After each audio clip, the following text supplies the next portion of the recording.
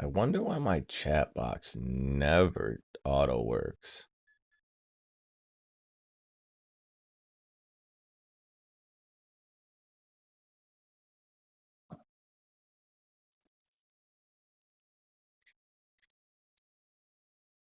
Maybe I have to like refresh it or something because it's a YouTube thing.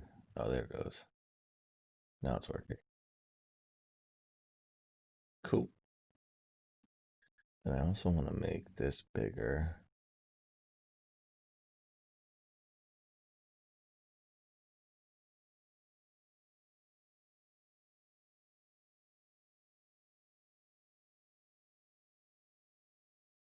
Is Blackbeard always supporting?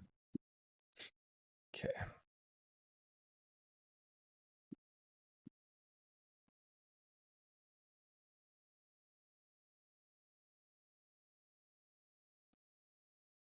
Now what happens if I take away this? Is the chat box itself?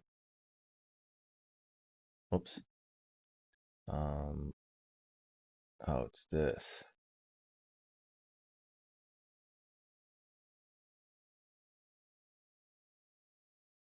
Okay.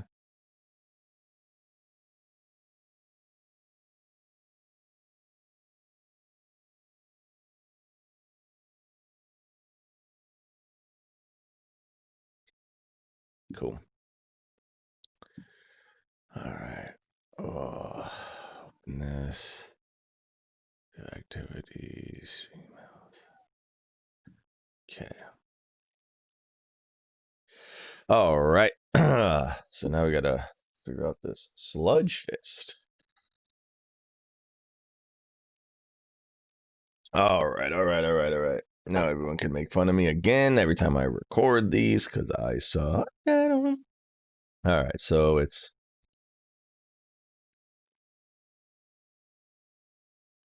guys.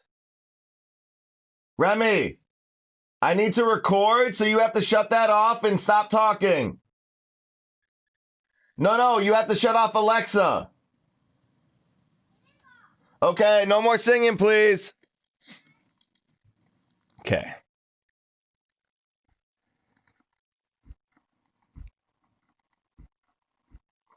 Good to know. Good to know. Got to tell your kids not to sing so you can record. You know?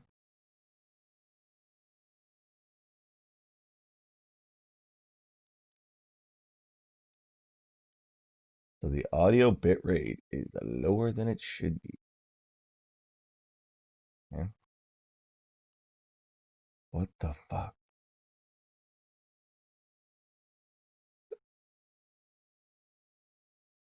Where is it? Live stream.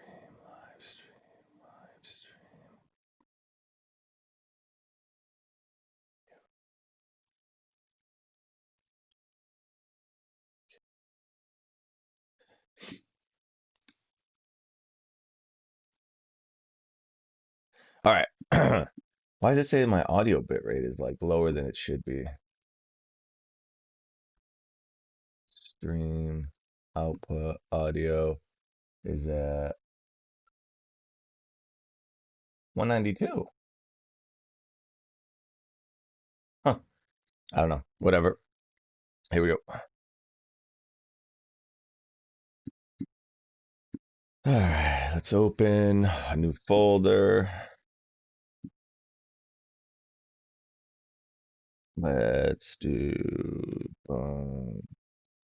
ready check full. Raids, Castle Nathria, official boss guide. Sludgefist.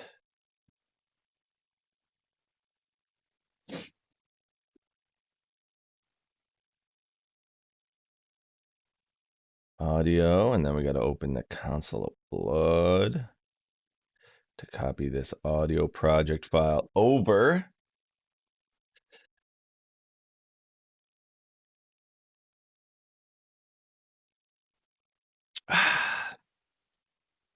Pumpkin latte, like the basic bitch I am. You know? Can't go wrong with it. Back up the project into Sludgefist. Select Sludge Dick.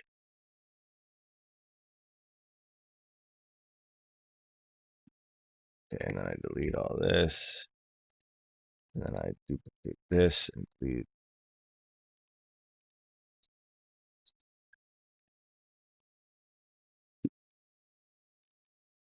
All right.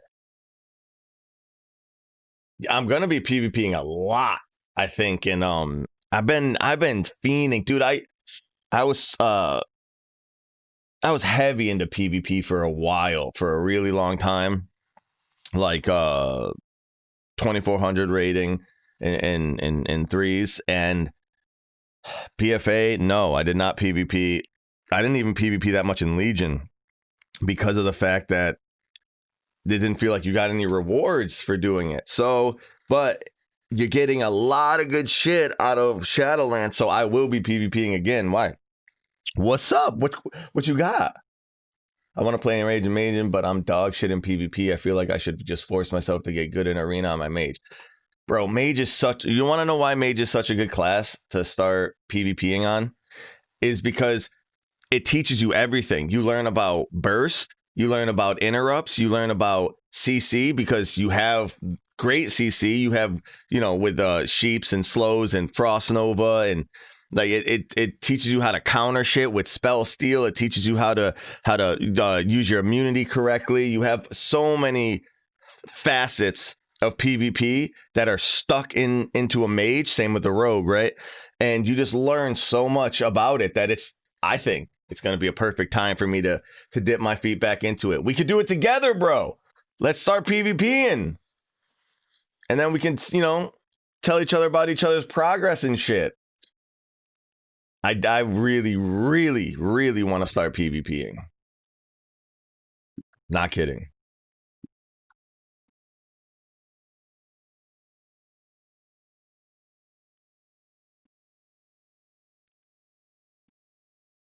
Awesome. You doing any mythic raiding next X pack? Are you talking to me? Mythic raiding? Bruh, that is what I live for. I live for the mythic raid. There is nothing else other than mythic raiding. So I will be mythic raiding. I'll be PvPing. I'm going to be doing mythical fly. I'm going to be doing a whole bunch of shit.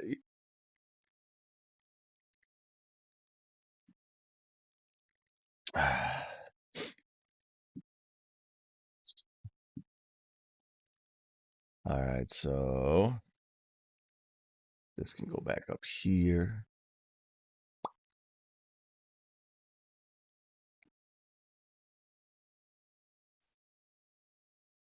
Is your guild taking new trials?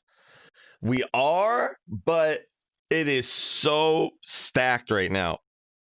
We have like 28 people that are planning on mythic raiding, and yeah, so like it's like getting in means that you have to be a fucking killer, and you have to be able to like impress. Like it's like it would be hard for anyone to trial at this point because we have such a crazy roster going in right now. We just renamed the guild. Don't listen. It was not my idea. I swear to God, it was not my idea. The guild is called Jim and the Froze, and it was a poll that was made, and that one won. It's called Jim and the Froze. I am not egotistical. That is just what it is. Listen, it is what it is. And so you're not gonna see anything is new. It's coming up, coming in hot for Shadowlands.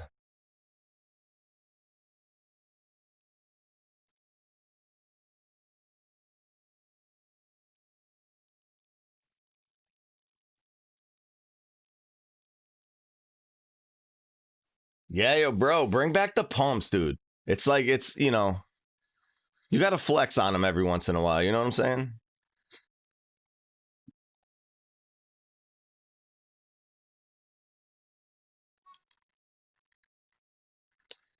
All right, I gotta go through this script now. Boom, boom, boom, boom, boom. All right, we got okay. Sludgefist will occasionally cast an AoE stomp that does a ton of damage to players and destroys nearby pillars. So the tanks will let's cancel this out.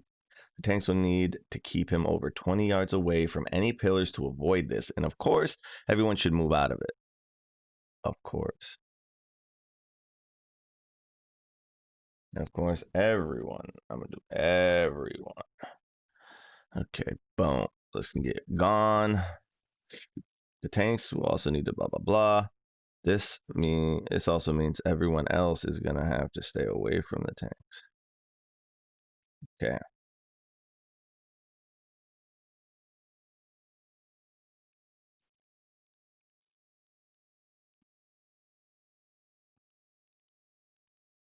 Are you a mop baby? Like, were you introduced to WoW in mop, or did you play Wrath, Kata, TBC, anything like that?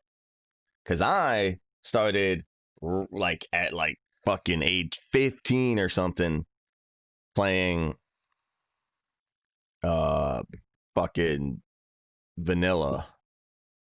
I don't even know how old I was. But then I got really into it in TBC. Yeah. Same. But I fucking was dog shit. This is how bad I was. Dude, I went my first, I think, and I remember this because I remember someone telling me. I went like the first like maybe 30 levels not knowing that there was talents. I didn't fucking know there was talents. 30 levels in vanilla not knowing there was talents. It's fucking damn, you were a pumper there in mop.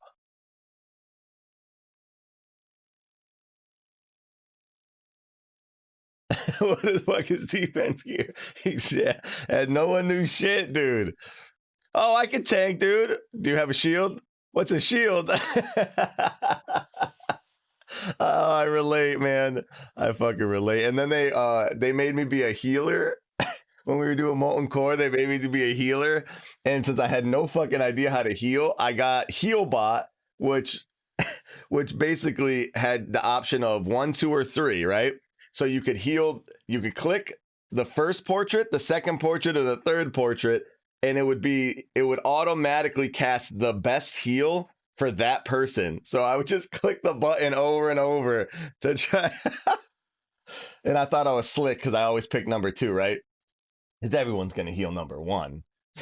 So I was gonna make sure that so fucking dope. Holy shit.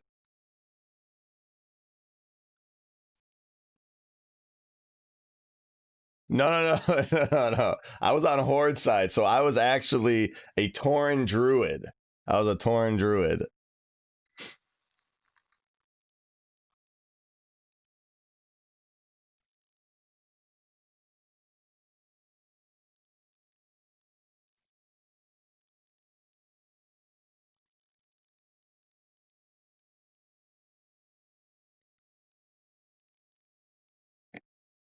I tried to play Classic, but it didn't feel the same.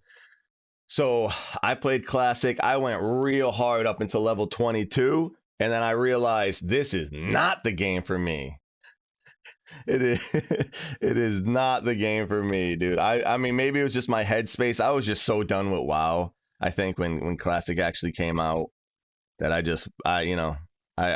wasn't in the right headspace, and like I was playing a warrior, dude. I shouldn't have done that. Like I died so fucking much, and the run backs, oh, the crossroad run back, dude, it was the last straw. I was like, fuck that, I'm done. I am absolutely done with this.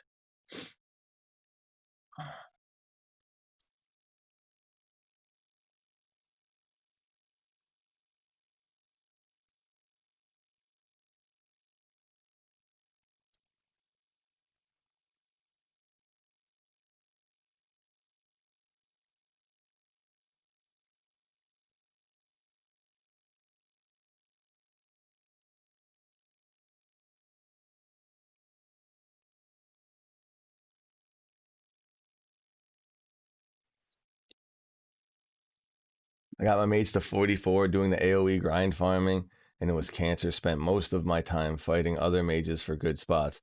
Yeah, I had a few of my friends who were like, bro, I can power level you. I'll power level you. You could just stand there. For how long? 3 months. It's like, oh, yeah, oh, I'm just not going to do that. That don't sound fucking fun at all.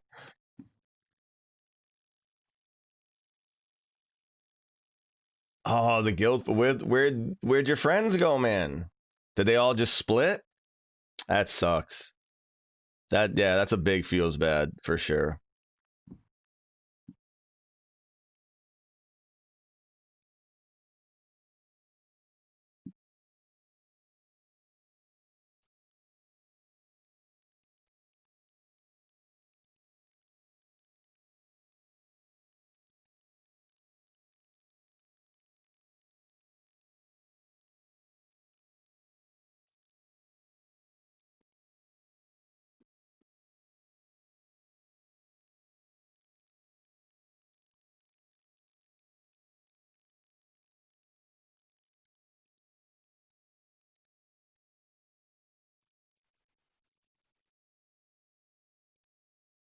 All right, where are we at? Shadowlands.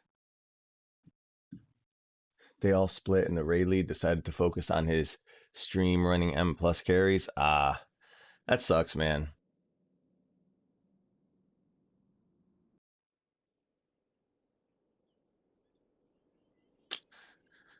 Bro, that don't why don't you, I mean, it's the start of an expansion is a good time because you don't need logs, right? Like the start of an expansion, bro, like if like find a fucking like start looking around for guilds that, maybe don't go for the top 200 US or whatever. Like just start somewhere wherever so you can start building up some logs. And then next tier, you'll be able to use your logs to find a cutting edge guild.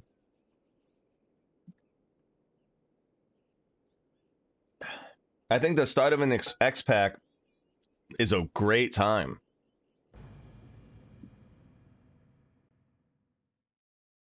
What's making you want to raid again like that? Because, like, for me, the reason why I stopped raiding was I was just so sick of the fucking World Quest AP grind. I was so sick of it, and I just was like, every time I did it, I was like I felt like so bad. I was like, I did this like so many times. I don't want to have to do the grind again. So I just stopped raiding after EP, and yeah, now I'm back. I'm so glad that Shadowlands doesn't have that grind. Oh,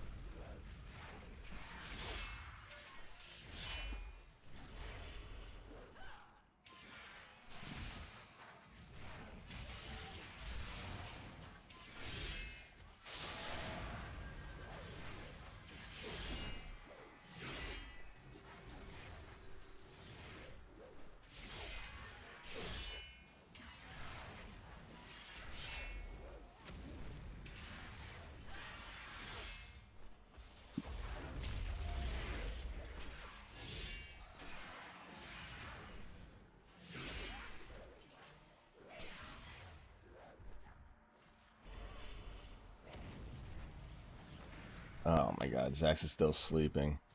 Keep doing what you're doing, man, and you're gonna blow up in Shadowlands. I hope so. It's been putting a lot of work into it, and I hope people enjoy it. You know, it's tough. It's tough trying to start from scratch and trying to make a dent in an already established like community, you know. But I'm having a lot of fun doing it. So hope you guys end up a digital welfare god making $5 grand off of Patreon a month. Me too. Me too. That would be fucking nice, dude. That'd be nice. Digital welfare god, dude. Fucking love it. Yeah. I really like your guys' podcast. I was going to ask, are you guys ever want to have another dude on the show? I'd love to talk with Wild about you. Yeah, dude, we're actually like thinking about getting more people on. Bro, maybe you, me, and Zach should have a conversation to see if it fits. Because that would be dope.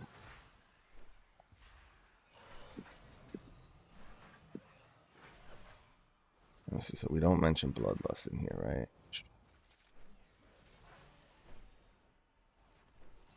I don't think so.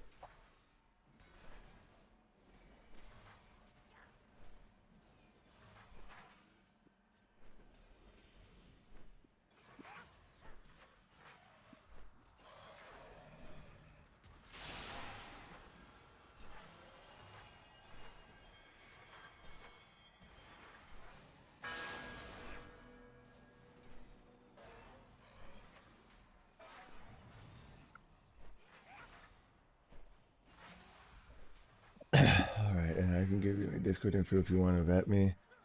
You're you're in the Ready Check Pull Discord, right? I always just assume you were a high level CE raider. What rank do you raid around? So I hover around, because we do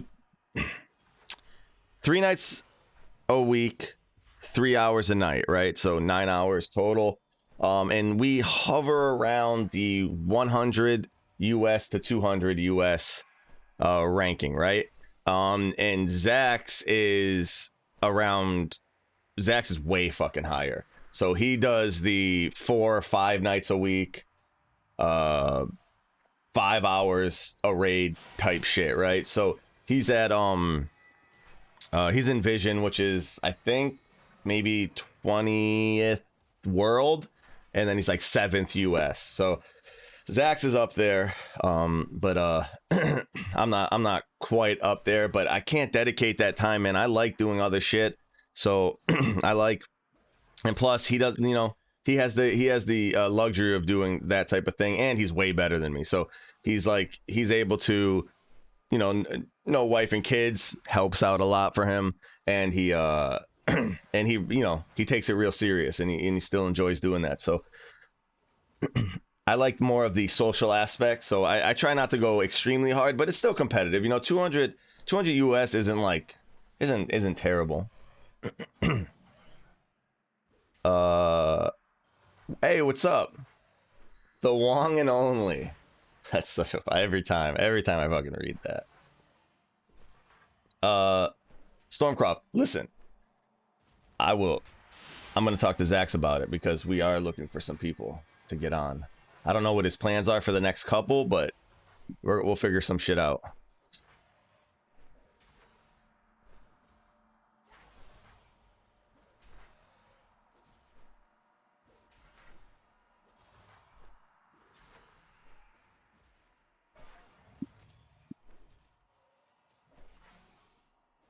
Hey, one of you guys are on here. I see it. Anonymous Chameleon.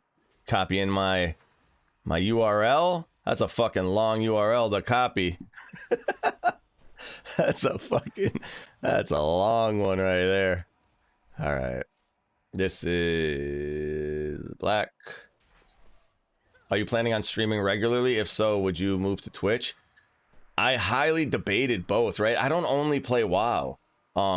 Especially like when it's downtimes, like you finish the content, you got cutting edge, and I tend to play like, you know, Warzone with local friends and stuff like that. And I don't know if people are interested in that. Like if people want to like see other games and shit or other aspects of whatever the fuck I do. So I was heavily considering like if I wanted to if I wanted to. So I started just like casually streaming on Twitch, but I got the community in Ready Check Pull was just way cooler. Like it's just like awesome to be able to talk to the Ready Check Pull people about WoW and shit that I love and shit that I'm doing right. So it was so much more fun interacting with the Ready Check Pull community that I just kind of was like, I think the Twitch thing would take a while to like get going.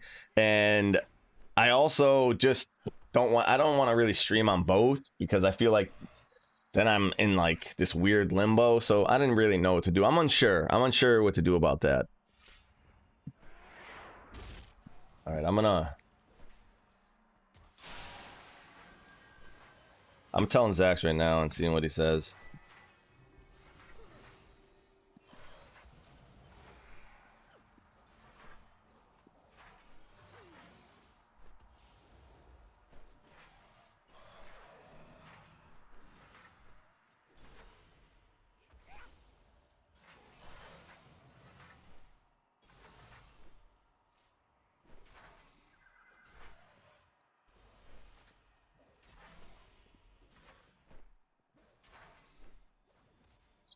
Okay.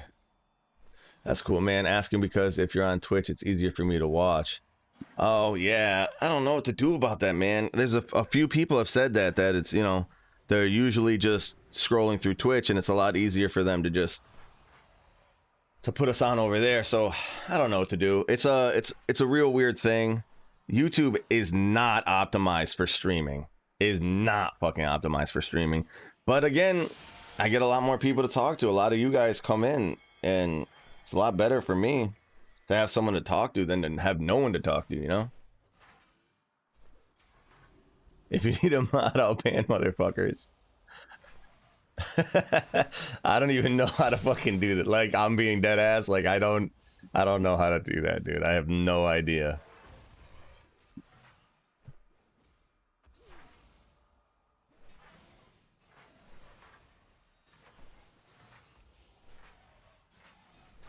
All right, let's get out of there. Hell yeah! Once I figure it out, brother, trust you. You're gonna be I'm gonna make a rank for you called the Banhair. BAN space HAIR, the Banhair.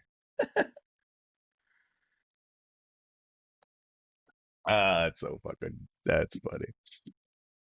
All right, now I gotta do this shitty script. So embarrassing. Oof. Here we go.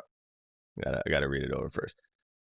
Sludgefist is the 8th boss in the raid, and he only becomes available after killing all the previous bosses. You actually fight Sludgefist in the same room that you fought Shriekwind in, but this time the pillars are going to be used for something a little different. Okay. Truthfully, my favorite WoW content out there is the Ready Check Pull podcast. I'm in the car a lot, and it's my go-to every single time.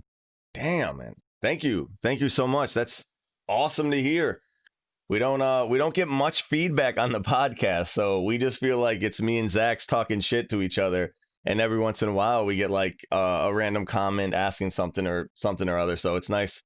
It's super nice to hear. Appreciate it a lot.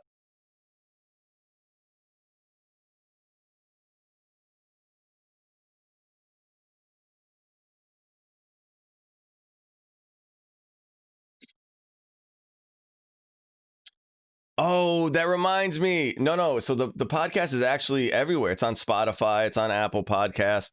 It's actually like legit everywhere.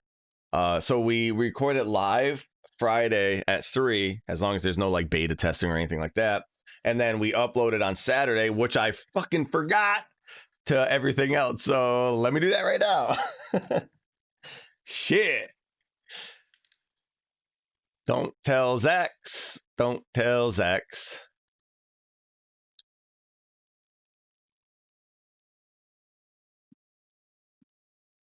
Hell yeah. All right, so I'm supposed to go here and Perfect. 20. Okay. What's up? It's Jim Pro from MediCheck Pull, and I'm here with Zach Zachi. What's up, man? What's up? We got a pretty... Oh, my God. All right, so let me just make sure that I did not upload that. I don't think I did. But you know me. Nope, I didn't. All right, new episode. Here we go. Uploading it right now. I just came back to WoW after a pretty long break and stumbled upon you guys a few days ago. Listened to podcast 20 yesterday and can safely say I'll be sticking around for the foreseeable future. Thank you so much. That's amazing. Man, that's awesome. We love talking about WoW. We love people that have interest in WoW and getting all the feedback. I'm going to tell you right now, we started doing this like guide thing, and I expected the guides to like be big and like it, because like I feel like we really do make good guides. I didn't expect anything else to get any fucking love. Like, not even kidding. Did not expect anything else to get any love. It's freaking awesome that you know, people tolerate listening to us. It's awesome.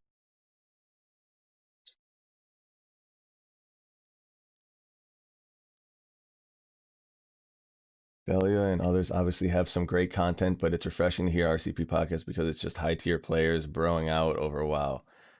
Yeah, I appreciate that.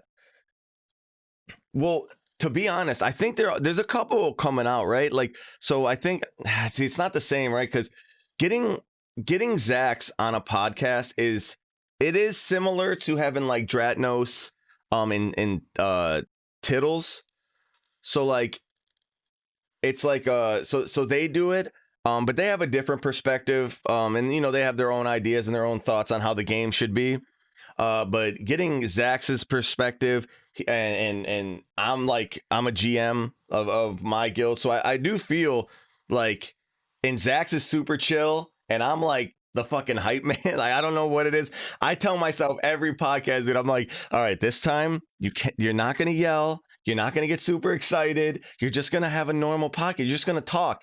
Every single time at the end of the podcast, my throat hurts because I get so excited, dude. I get so happy or so mad or so like whatever about whatever I'm talking about because I like this fucking game, dude. I like it a lot. I like the community. I like everything about it. So I get super fucking animated, and I feel like people don't like to be screamed at all the goddamn time. But hey, I try my best, man.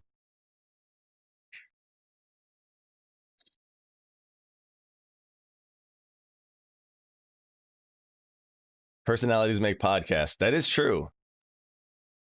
You know what's funny? Speaking of like those podcasts, like ever since, I don't know if you guys were any fans of the Joe Rogan podcast, but ever since he moved over to like Texas, I haven't listened to a single one of his podcasts. I wonder why that is. Like, what was the shift in the Joe Rogan podcast little scene thing, the Spotify, the Texas move?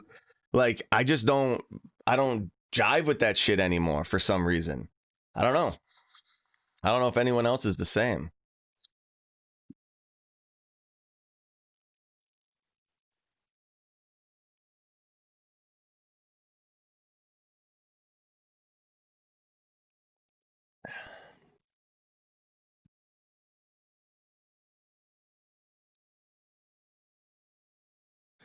Eyeing up a move anyways. Yeah, there's a lot of people moving away from California. It's like a big fucking thing going on right now.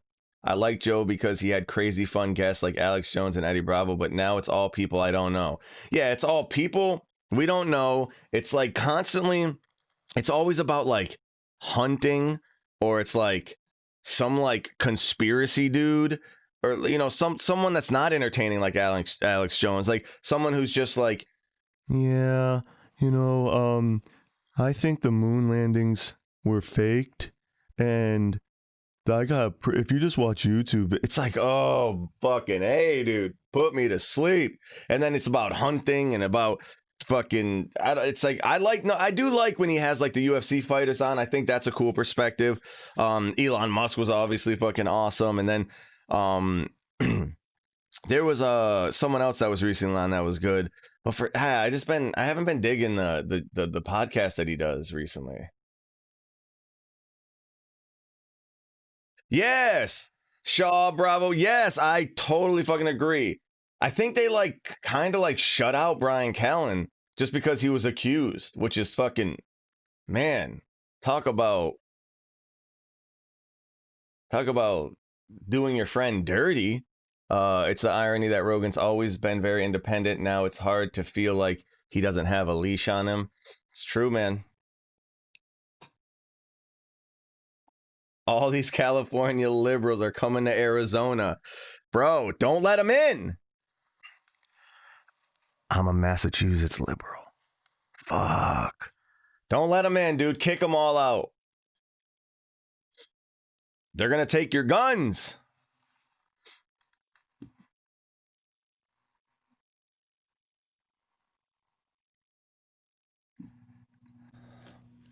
RCP podcast number 20. And your jobs. They're going to steal all the jobs from the illegals. Wait. That doesn't work. Oh, God. Let's be real. California is a little fucking wild, right? I think most of the reasons that people are leaving is because everywhere you fucking drive, there's homeless people. I don't know what to do about it. I don't know how to change that. You want to be compassionate, and your first instinct is like compassion and like help people better themselves.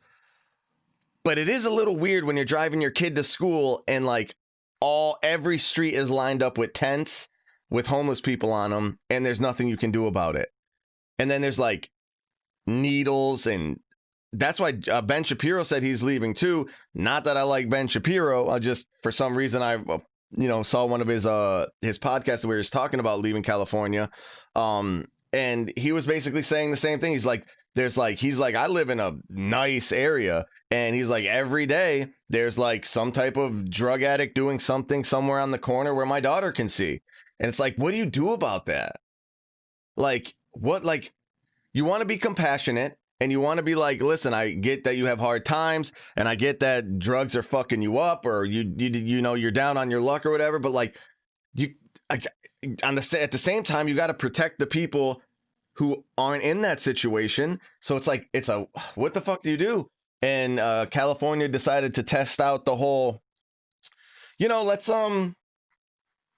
let's just not do anything.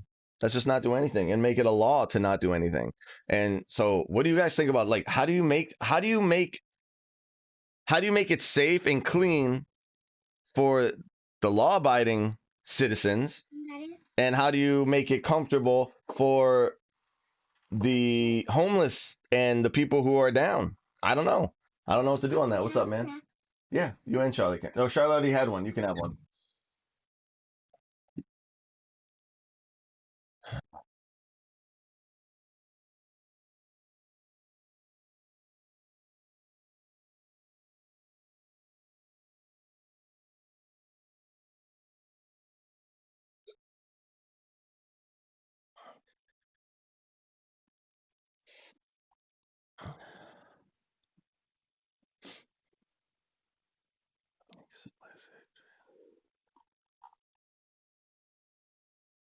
All right, it's now up on Spotify. The podcast is now up on Spotify, Apple Podcast, Stitcher. I think, I don't know what. It's everywhere. All right, now we're back into the meat, dude.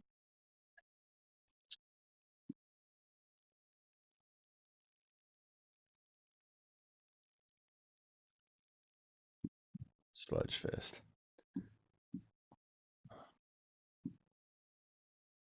Yeah, definitely what they're doing now isn't working. There's a lot of people moving away because of it, and that's a tough thing, man. It's a tough thing.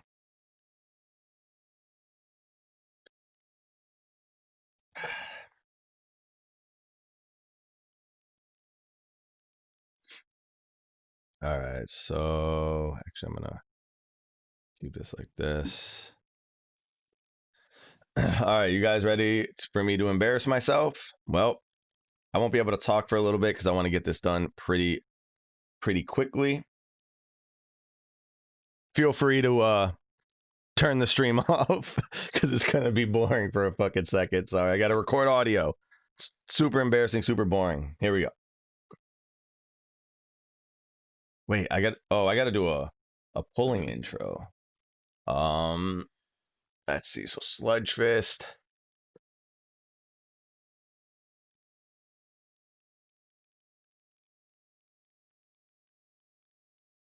Maybe I'll just do an easy one. I'll do an easy one. Hey, we pulling? Oh, I already did that one. Hey, give me a good thing. Like, should I be like, oh, hey, hey.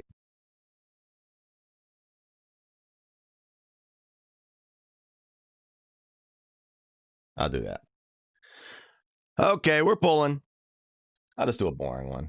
That one's easy. Nope, sounds like I'm depressed.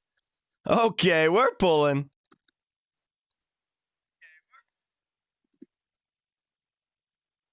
That's a fine one. That's a fucking fine one. All right. Here we go.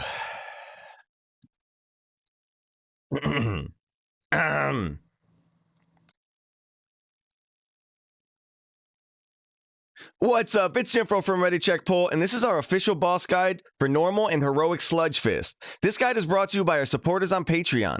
They get early access to these guides before anyone else, so if you want early access too, check out the Patreon link below.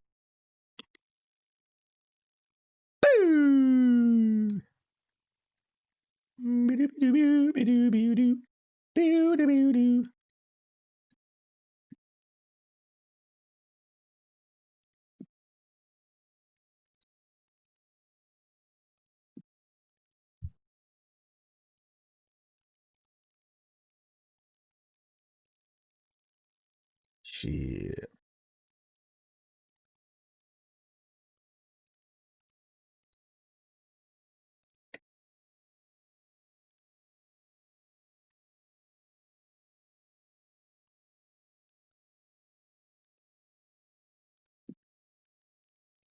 There we go. All right, next.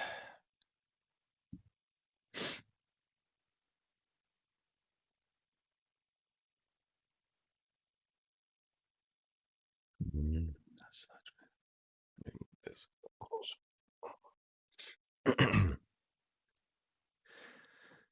Sludgefist? Sludgefist is the 8th boss in the raid, and he only... Hold on. Sludgefist is the 8th boss in the raid, and he only becomes available after killing all previous bosses. You actually fight Sludgefist in the same room that you fought Shriekwind in, but this time the pillars are going to be used for something a little different. Okay. Sludgefist is the 8th boss in the raid, and he only becomes active... And he only becomes available after killing all the previous bosses. You actually fight Sludgefist in the same room that you fought Shriekwind in, but this time the pillars are going to be used for something a little different.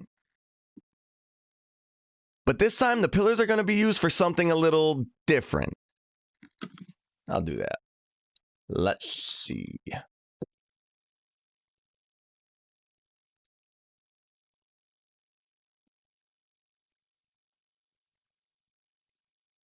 I got morning voice. Oh, yeah, it is the most embarrassing thing ever.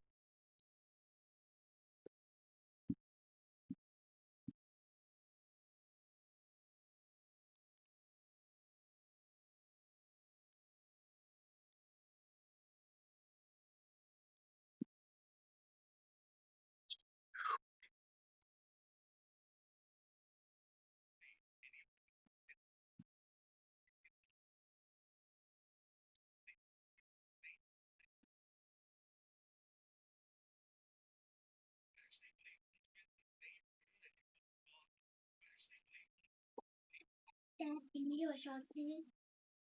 No. Yeah.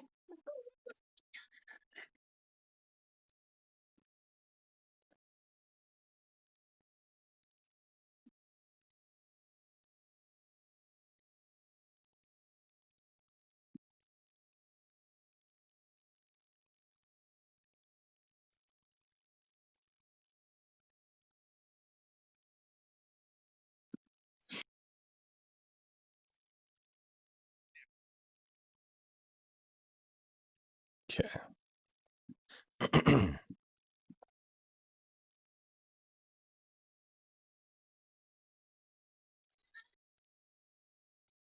What? Remy doesn't want to play it right now. All right. Shut that. I got to finish recording this, please. Thank you.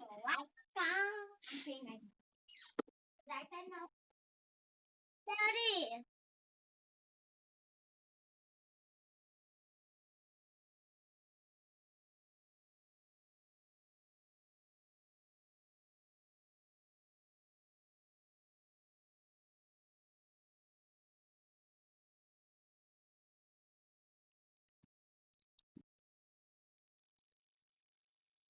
All right, here we go. The key mechanic in the fight is a charge that Sludgefist will do every minute or so. He'll mark the current tank and then charge in their direction after a few seconds, killing anyone in the way and only stopping if he runs into a pillar or a wall. If he hits a wall, it's a guaranteed wipe, so the tank absolutely needs to aim him. So the tank absolutely needs to aim him at a pillar. Damn.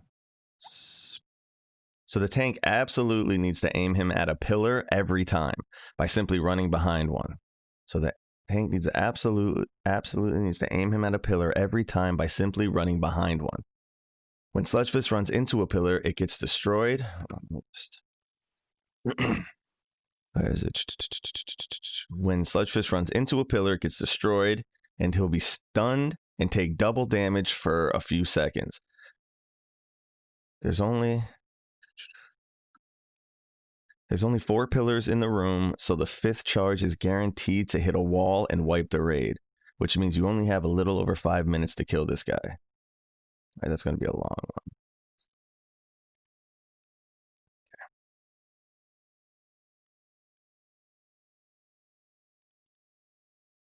The key mechanic in the fight is a charge that Sludgefist will do every minute or so. He'll mark the current tank and then charge in their direction after a few seconds, killing anyone in the way and only stopping if he runs into a pillar or a wall. If he hits a wall, it's a guaranteed wipe, so the tank absolutely needs to aim him at a pillar every time by simply running behind one. When Sludgefist runs into a pillar, it gets destroyed, and When Sludgefist runs into a pillar, it gets destroyed, and he'll be stunned and take double damage for a few seconds. There's only 4 pillars in the room, so the 5th charge is a guaranteed. So the 5th charge is guaranteed to hit a wall.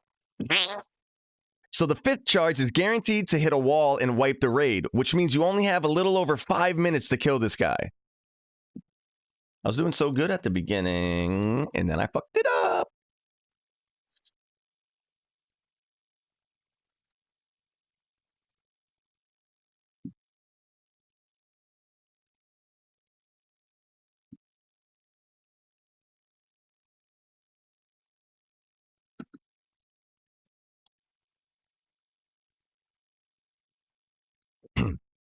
The key mechanic in the fight is a charge that Sludgefist... God, I can't say that. The key mechanic in the fight is a charge that Sludgefist will do every minute or so. Minute or so.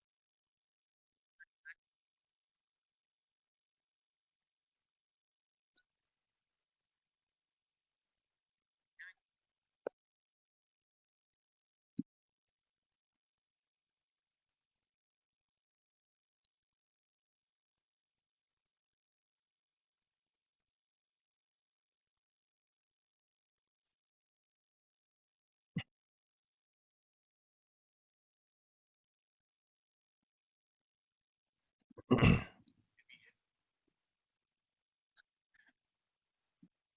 is it?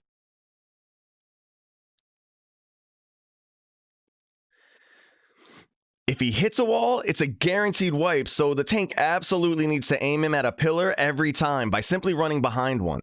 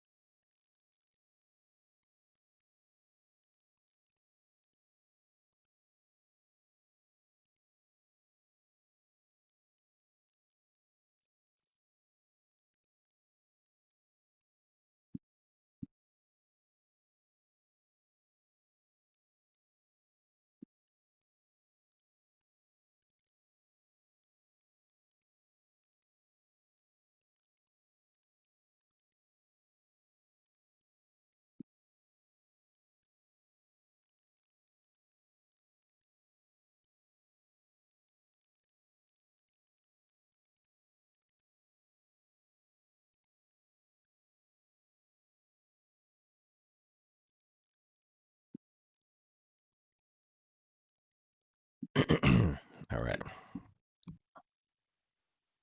Little over 5 minutes to kill this guy. Oh, I gotta read the next.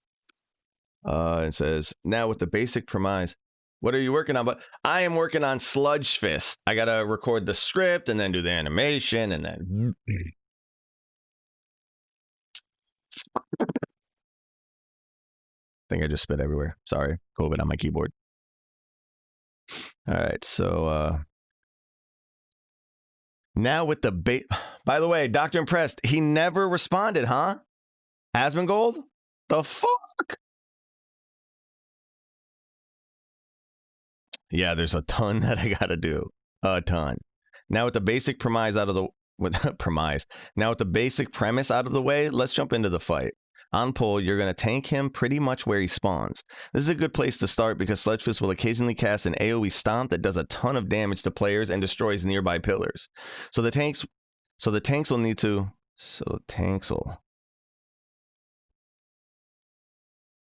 I'm going to do Tanksel.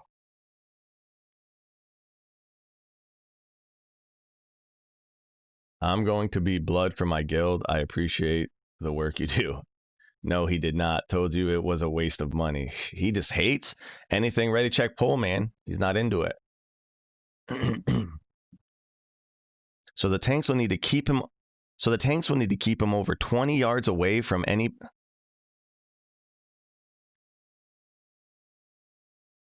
So the tanks will need to make sure he's over. So the tanks will need to make sure he's over 20 yards away from any pillars to avoid this. And of course, everyone should move away. And of course, everyone should move out of it. So the tanks will need to make sure he's over 20 yards away from any pillars to avoid the. So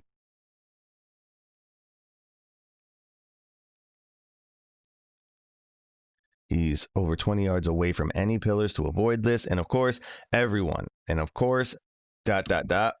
everyone should move out of it. The tanks will also need to stay tightly stacked with each other because all of Sludgefist's... all of the bosses. I'll say the bosses. Of the bosses. Because all of the bosses' melee swings get copied to the next closest player within 5 yards of the current tank. If no one else is in 5 yards, the current tank will get meleeed twice. And this guy hits really hard, so that would probably not end well. This also means everyone else is going to have to stay away from the tanks.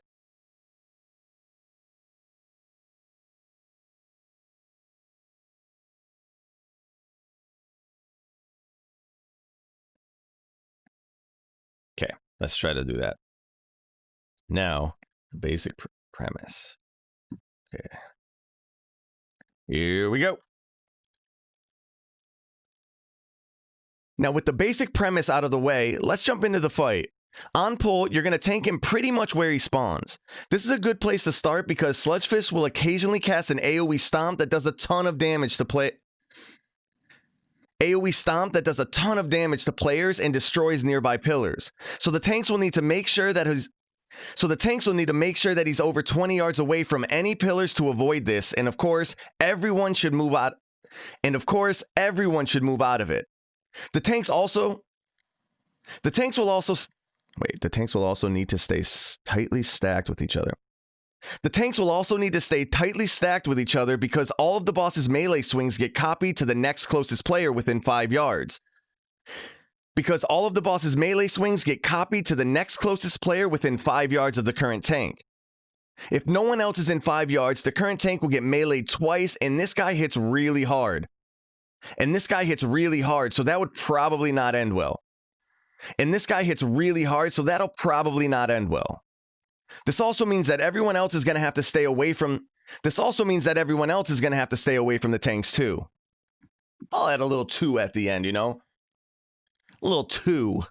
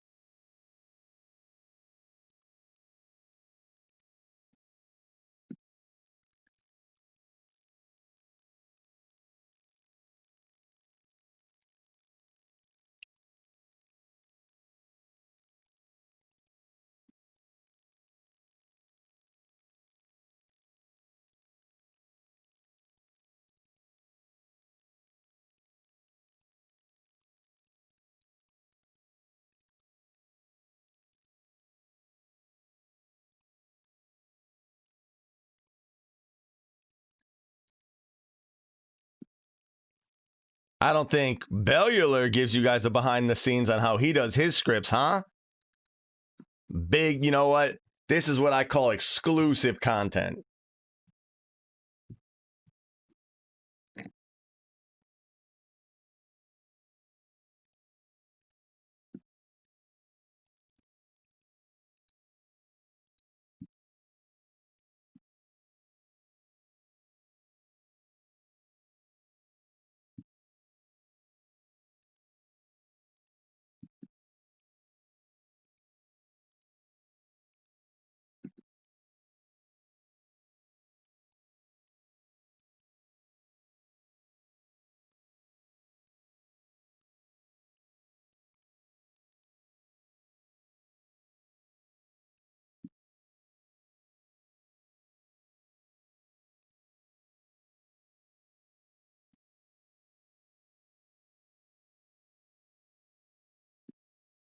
Because all of the boss's melee swings get copied to the next closest player.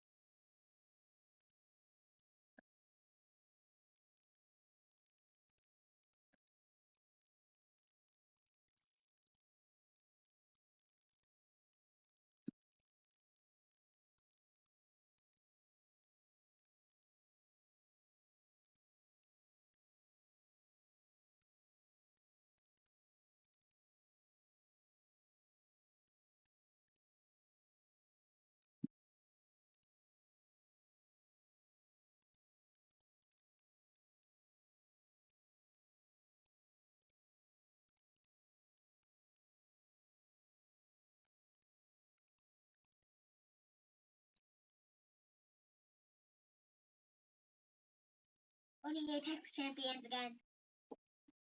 Totally again.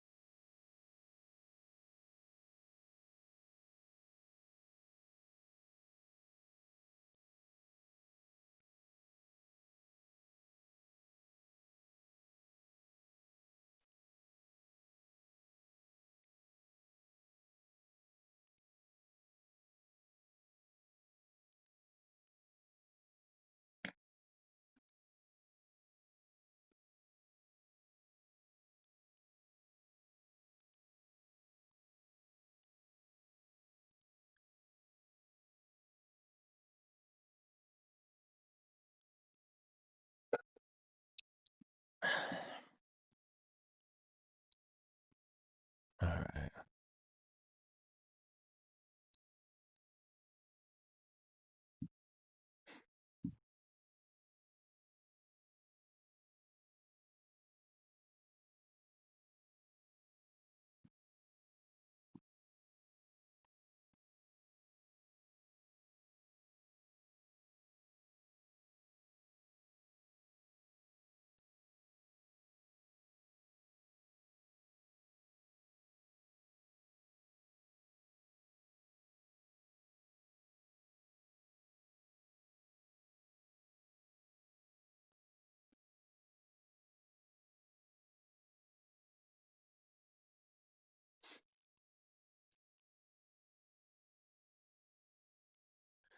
Okay. Here we go. I got to read it first. I always do this. Okay, one very important mechanic that happens occasionally throughout the fight is called chain link. It marks two random players and chains them together after a few seconds, making it so that if they move further than 12 yards apart from each other, they both instantly die. They get chained together after a few seconds.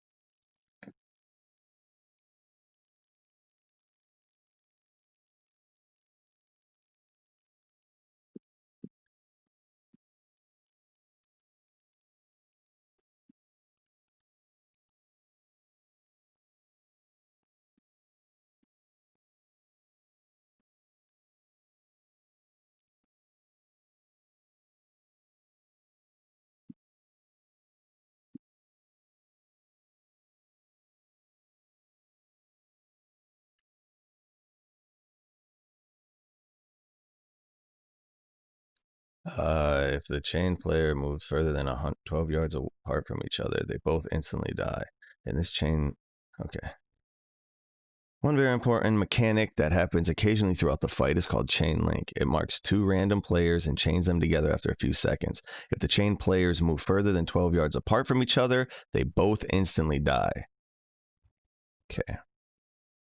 And this chain lasts almost an entire minute, so you're going to have to be extremely careful about moving around with your partner when you have this.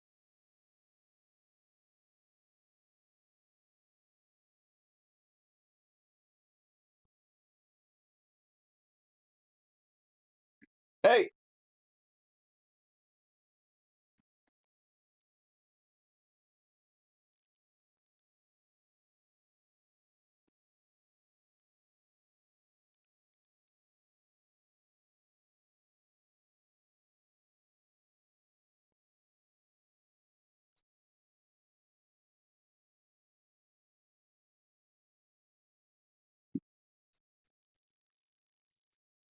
Almost an entire minute, so you're going to have to be extremely careful about moving around with your partner when you have this.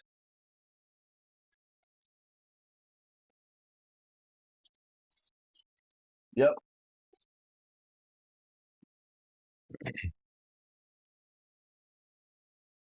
You're a ranged DPS and you get paired with a melee, for instance. You have to play like a melee DPS for a little while. Oh boy. This ability got changed after testing, so it's unclear how many pairs of people get chained each time, but you'll deal with it the same way.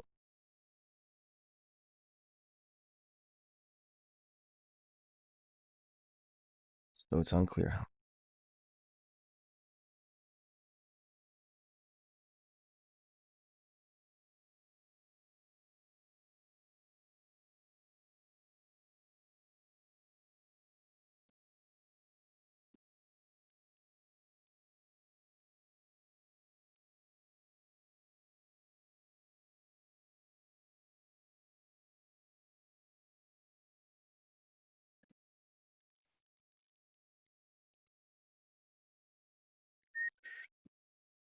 And takes 20% ink.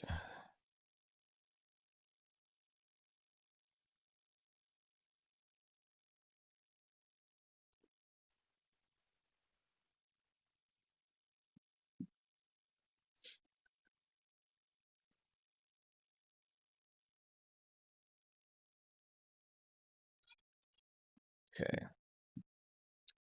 Throughout the fight is called. Okay. Why do dogs fluff a blanket? I don't know. Like, what does it do?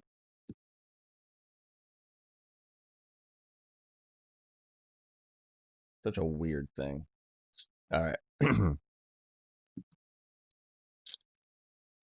One very important. I don't like very. I like to say super.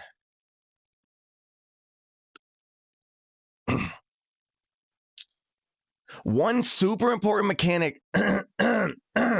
God, my. Okay. One super important mechanic that happens occasionally throughout the fight is called chain link.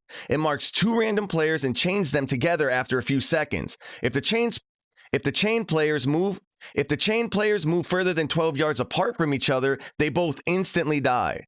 And this chain lasts almost an entire minute, so you're going to have to be extremely careful about moving. So you're going to have to be extremely careful about moving around the room with your partner when you have this. If you're a ranged DPS and you get paired with a melee DPS, for instance, you now have to play like a melee DPS for a little while. Good luck. This ability got changed after this ability got changed. This ability got changed after testing, so it's unclear how many chains go out. Whoa. This ability got changed after testing, so it's damn it. This ability got changed after testing, so it's unclear how many chains go out, but you deal with it in the same. But you deal with it the same. But you deal with it the same. But you deal with it in the same way either way. Wait. But you deal with it the same either way. Okay, that was. But you deal with it. But you deal with it the same. But you deal with it the same. That's what I want to say.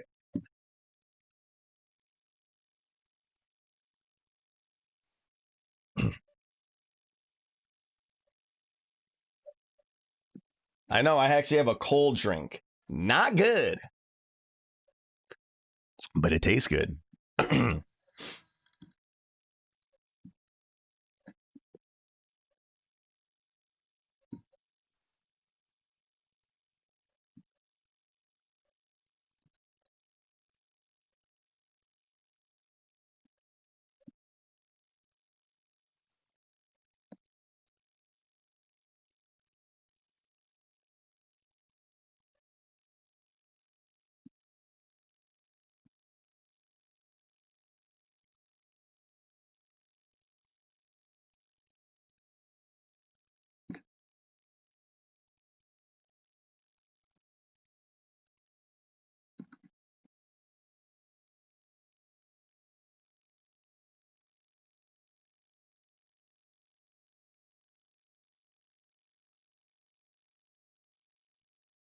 Oh shit! I think my sister just hold on. I think my sister might have just came by.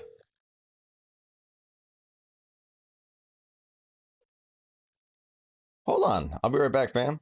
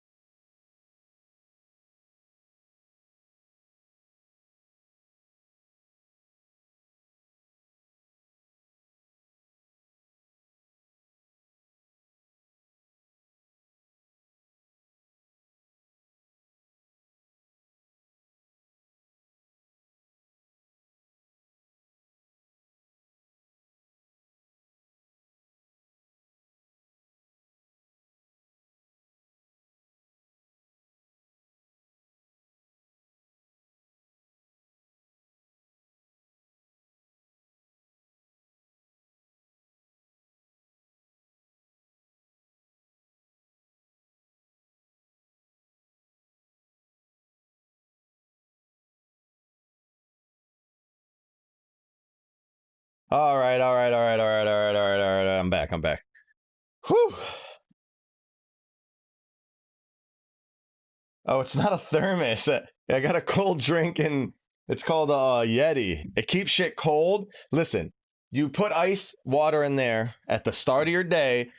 12 hours later, there's still ice in that drink. This is a Yeti. I want to get sponsored by Yeti so I can get free Yetis for life. Like, for real. Not even kidding. You guys seen how busted mages are in beta? Why do you think I'm maining a mage, bro? They're out of control right now. Out of control.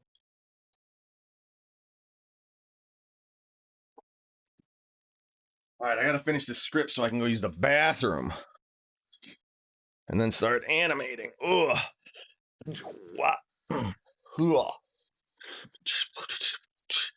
Here we go. Okay.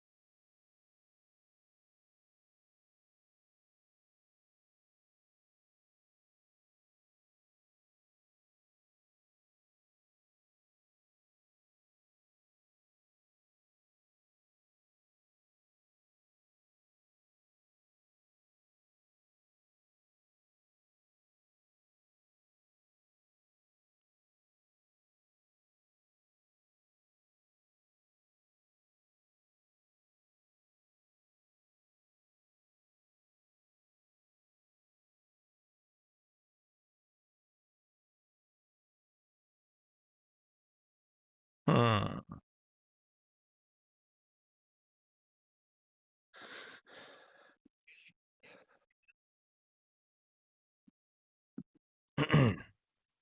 You now have to play like a melee DPS for a little while. Oh, oh boy. You now have to play like a melee DPS for a while. Oh boy.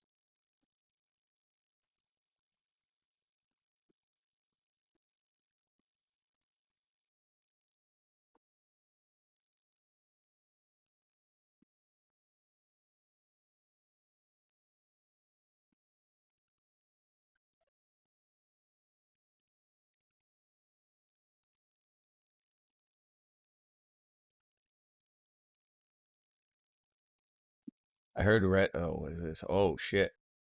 Impressed. I haven't yet. I did fight some in open world and 2v2 as a rep pally in pre-patch. What's busted about them? I heard Red is killing it in pre-patch PvP.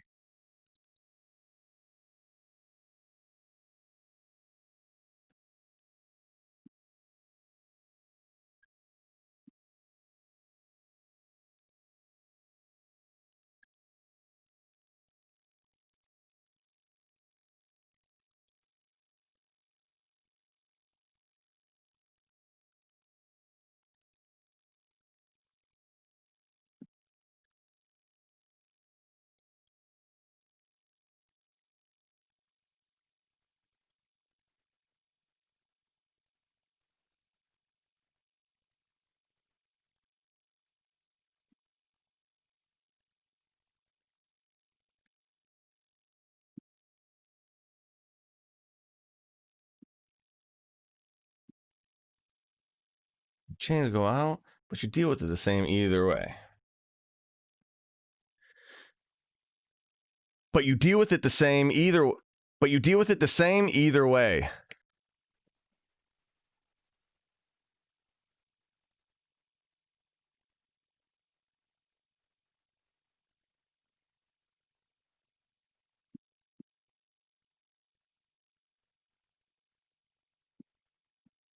All right. Next. All the other mechanics are pretty minor. There's all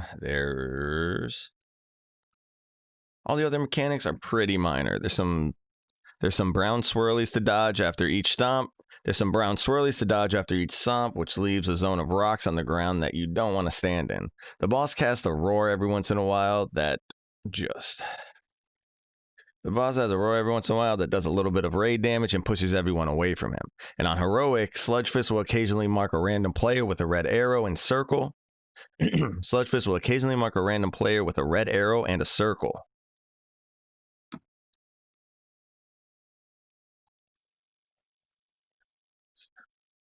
With a red arrow and circle. Root them for 4 seconds and then pull anyone in that circle to him and cast a massive slam that needs to be split between several players.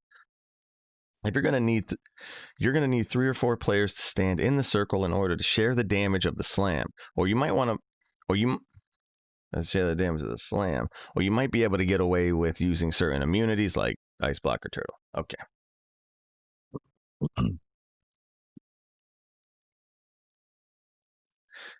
All the other mechanics are pretty minor. There's some brown swirlies to dodge after he stomps, which leaves a zone of rocks on the ground that you don't want to stand in. The boss casts a roar every once in a while that does a little bit of raid damage and pushes everyone away from him. And on Heroic, Sludgefist will occasionally mark a random player with a red arrow and circle, root them for 4 seconds, and then pull anyone in the circle to him and cast a massive slam that needs to be split between several players. You're going to need like 3 or 4 people to... You're going to need 3 or 4 people to stand in the circle in order to share the damage of the slam. Wait. You're going to need 3 or 4 people to stand in the circle in order to share the damage of the slam, or you might want... In order to share the damage of the slam... No. In order to share the damage of the slam, or you might be able to get away with using certain immunities like Ice Block or Turtle. Cool.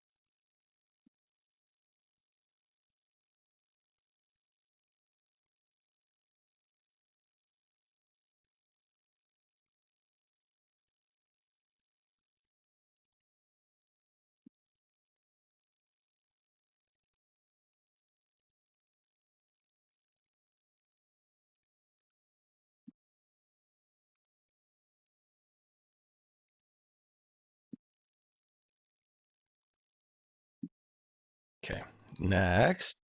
Sludgefist's abilities are on a pretty strict timer, and he casts them in the same order between. Wait. Sludgefist's abilities are on a pretty strict timer, and he casts them in the same order between every charge. So you'll probably get used to the flow of the mechanics pretty quickly.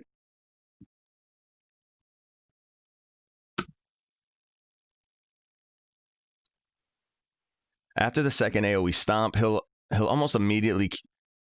After the second AoE stomp, he'll almost immediately cast his charge on the tank, so they can just move out of the stomp towards the next pillar you want to destroy and already be standing in position for the next charge. And already be standing in position for the charge. Stomp towards the next pillar you want to destroy and already be standing in position for the charge. He charges, hits the pillar, gets stunned and takes 100% damage. 100% increased damage. He charges, hits the pillar, gets stunned, and takes 100% increased damage. So nuke him when he's stunned. Then you just make sure he's not standing too close to any other pillars and rinse and repeat.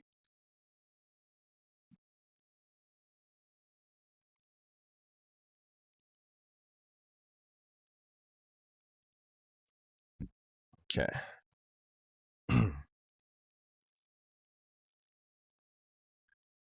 Sludgefist's abilities are on a pretty strict timer, and he casts them in the same order between every charge, so you'll probably get used to the flow of the mechanics pretty quickly. After the second AoE stomp, he'll almost immediately. Damn it. After the second AoE stomp, he'll almost immediately cast his charge on the tank, so they just need to move. So they can just move out of the stomp. So they can just move out of the stomp towards the next pillar. So they can just move out of the stomp towards the next pillar you want to destroy and already be standing in position for the charge. He charges, hits the pillar, gets stunned, and then takes 100% increased damage. So nuke him when he's stunned. Then you just make sure he's not standing too close to any other pillars and rinse and repeat. Okay. That wasn't too bad. That was all right.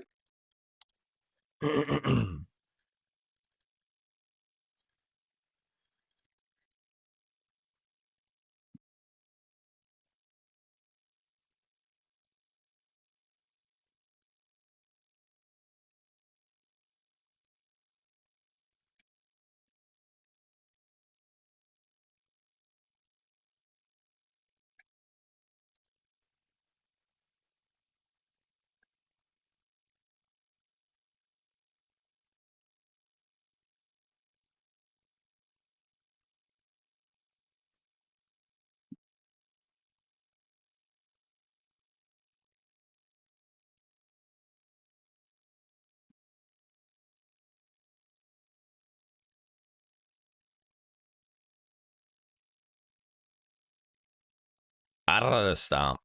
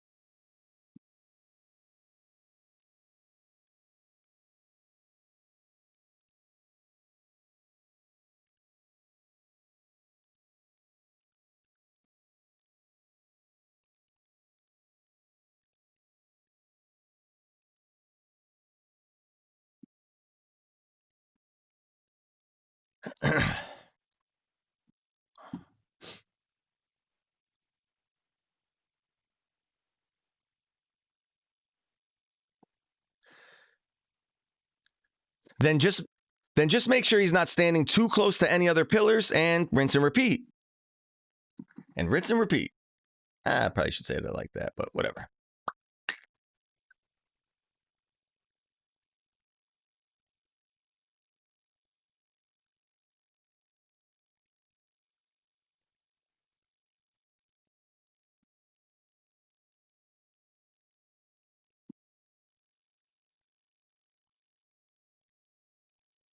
Okay, next. Destroying each pillar adds a stack of a permanent dot debuff to the raid, so healing required could get pretty rough towards the end of the fight. And at 20% health remaining, Sludgefist enrages, gaining 20% increased damage and attack speed. We recommend saving Lust for when this happens because everyone is going to be taking a ton of damage, especially the tanks. Okay. Destroying each pillar adds a stack. Destroying each pillar adds a stack of a permanent dot debuff to the raid. So the healing required could get pretty rough towards the end of the fight. And at 20% health remaining, Sludgefist enrages, gaining 20% increased damage and attack speed. We recommend saving Lust for when this happens because everyone is going to be taking a ton of damage. Especially the tanks. Boom, boom, boom.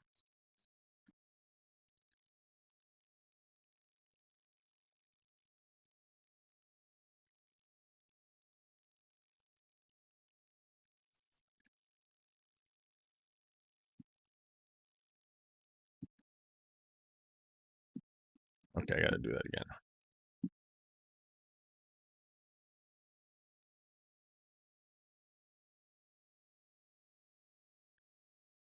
Destroying each pillar adds a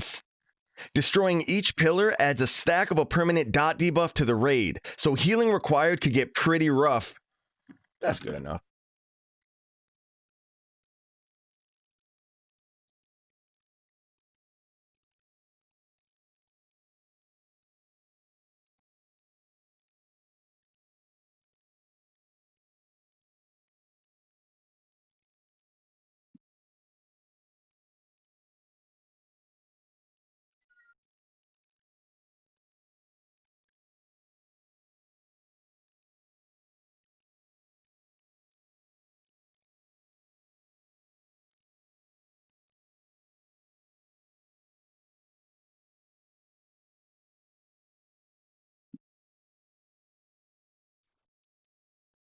What? No, I asked you to wait till I'm done. It's goat game for now. Goat game for now.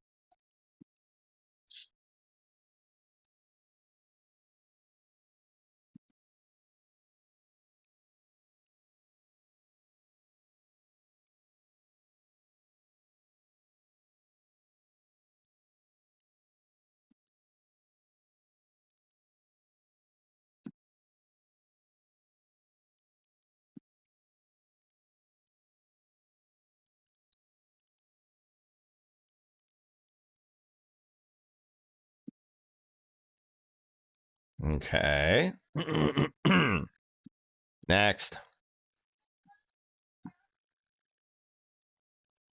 All right, so quick recap. Tanks, stay tightly stacked and keep the boss away from the pillars. If you get chained, stay close to your partner or else you die. Tanks, make sure every charge hits a pillar. Move out of the stomp and dodge the brown swirlies. And on heroic, help soak the red circles. And that's pretty much it.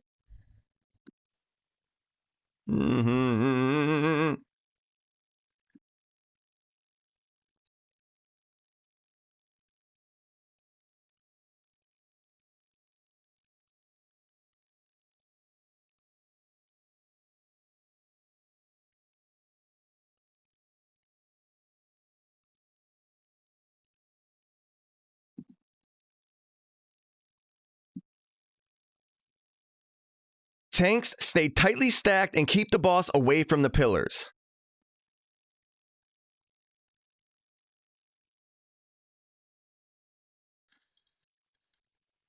Gotta yell at the kids every goddamn second because they keep talking.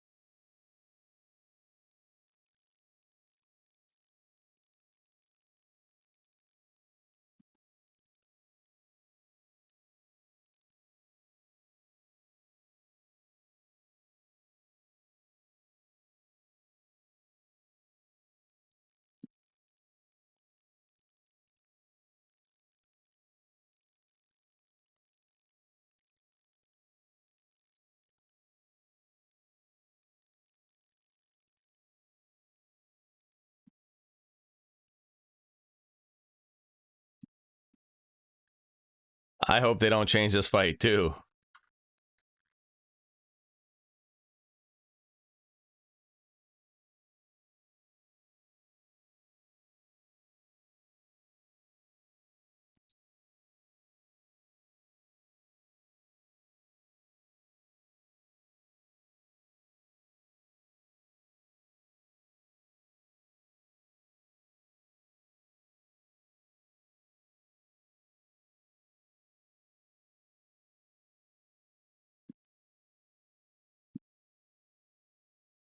And on heroic, everyone needs to help soak the red circles.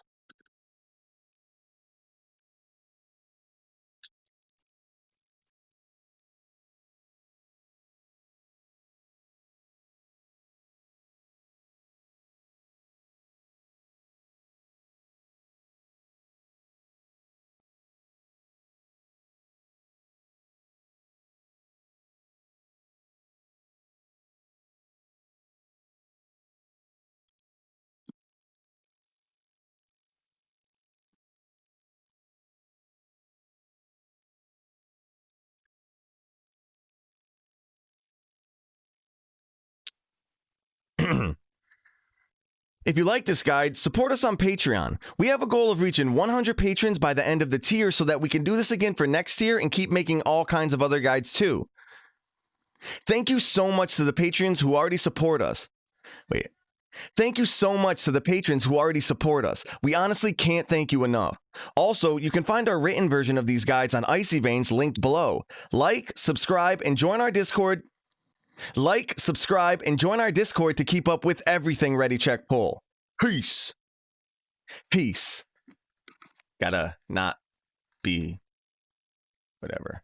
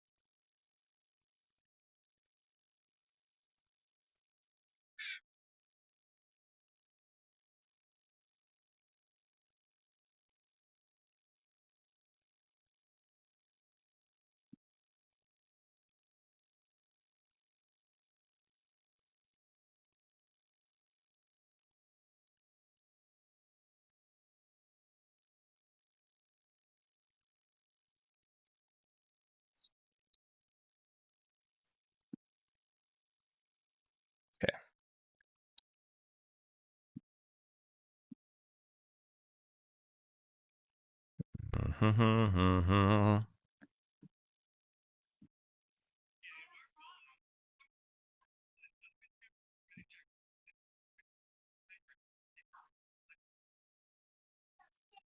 The hell?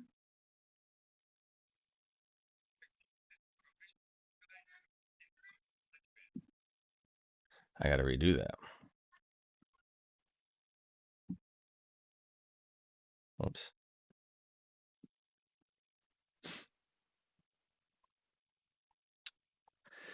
What's up? It's Jimfro from Ready Check Pull, and this is our official boss guide for normal and heroic Sludgefist.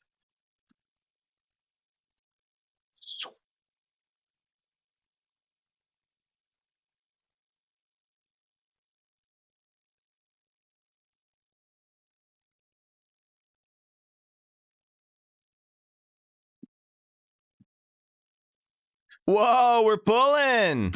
That's what I'm gonna do. Whoa, we're pulling. That's so bad. Oh my god. That's like Pauly Shore.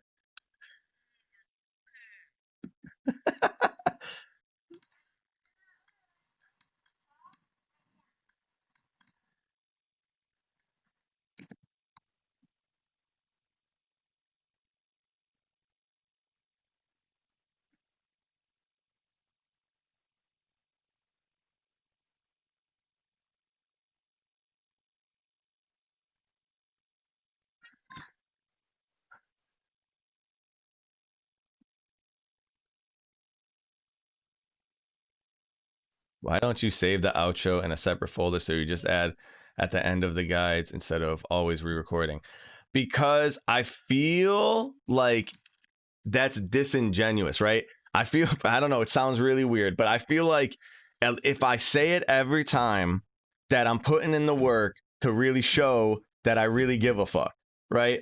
I can't, if I copy and paste it, it just feels like another thing that I'm putting out. Like, I actually give a fuck about the people who are supporting us. So, like, I want to put in the extra work every single time to not make it something that is just pasted in. You know what I'm saying?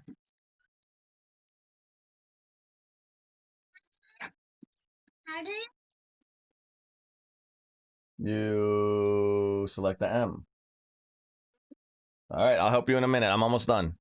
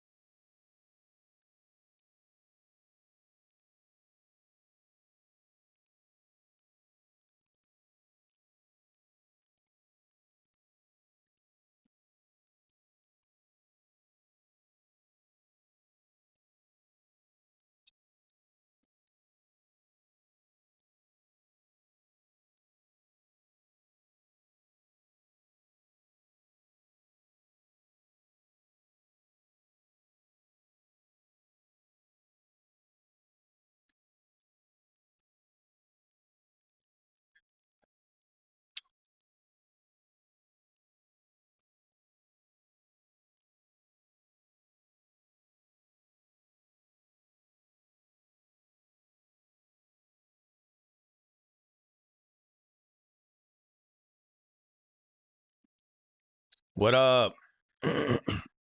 What up, Snack Snatchy? Gracing us with your fucking presence again.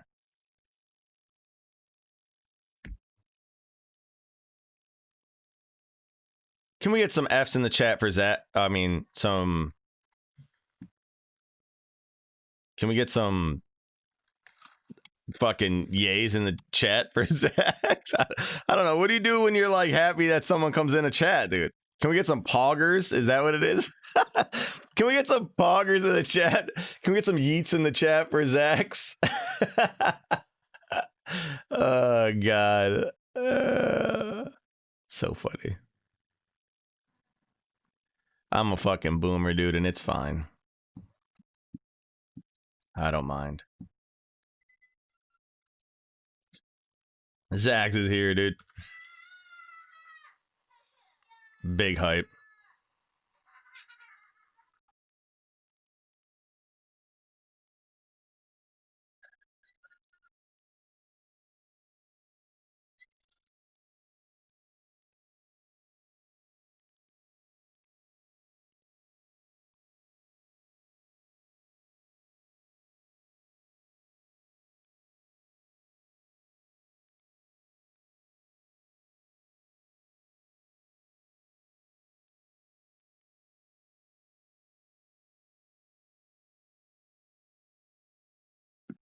Bro, you've been getting later and later. I'm telling you, nip it in the butt now or you're gonna be fucked.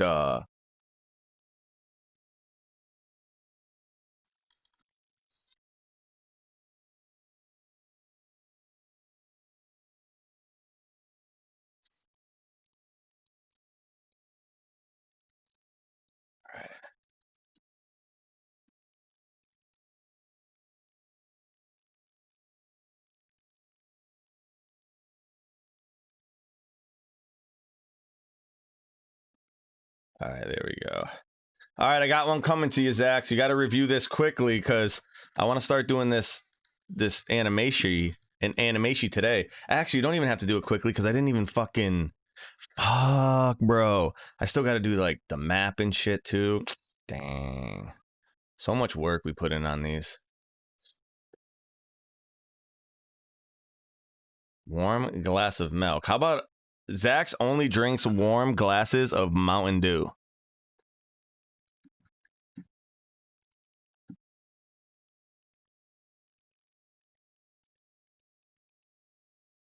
That's what discipline is for, my guy.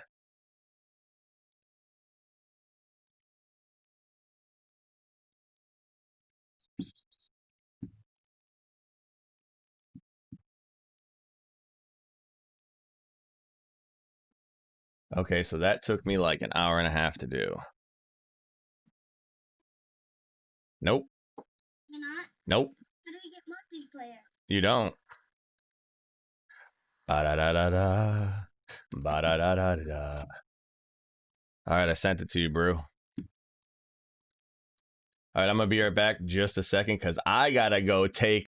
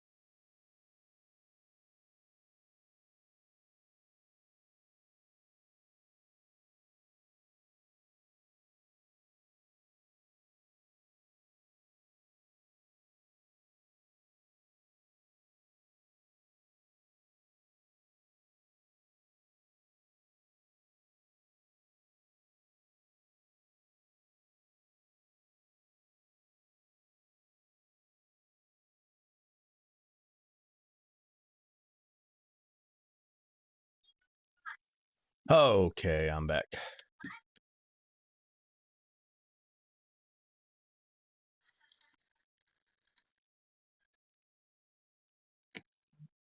All right.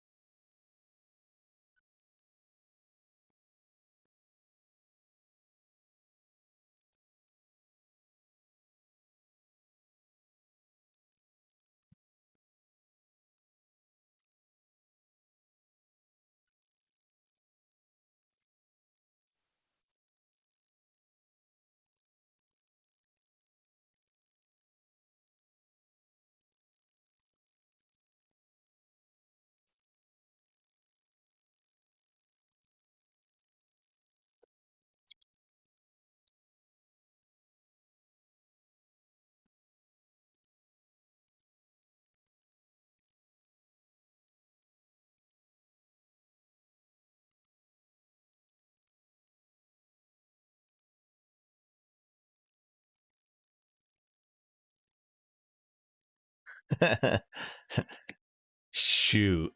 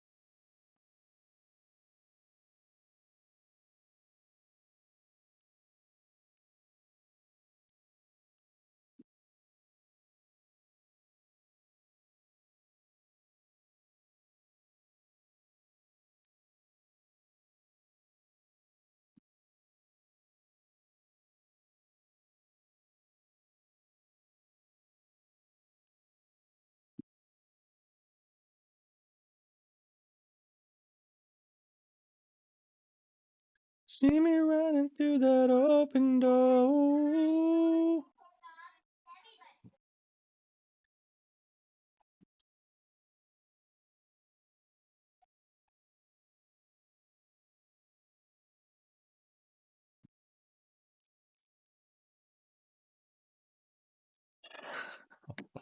All right. Okay. Okay, kids. Okay, dude.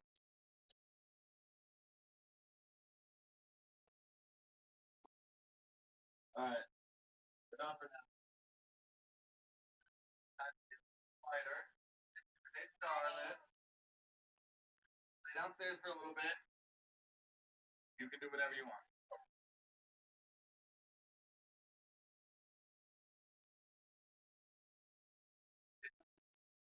Just gotta play. Do a sign up for right now. Thank you.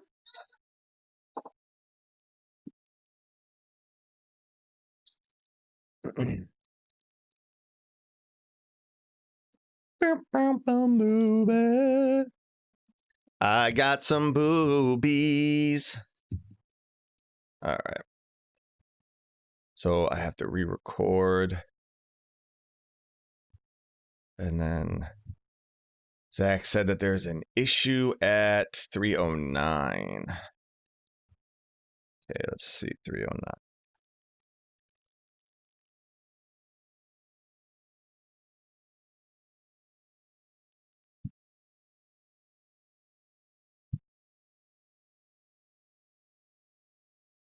The fuck is that? Jesus.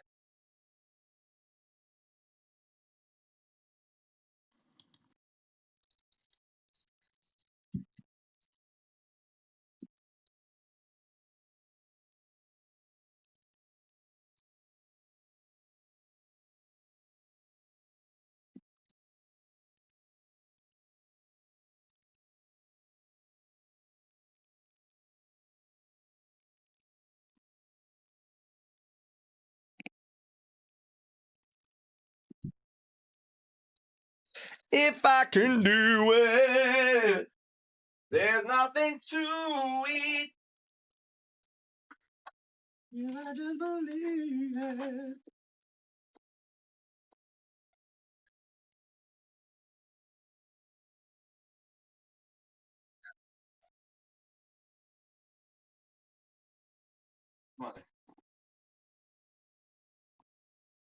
I believe I can fly.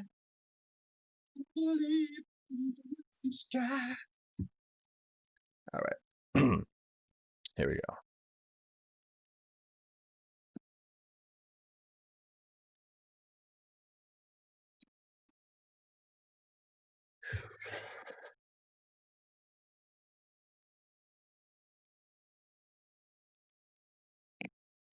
Destroying each pillar as a stack of a permanent debuff.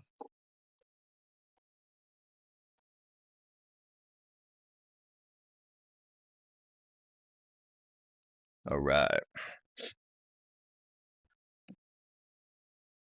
Shit.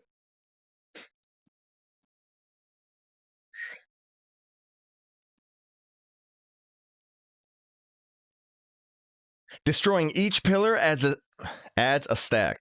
Destroying each pillar adds a stack of a permanent dot debuff to the raid.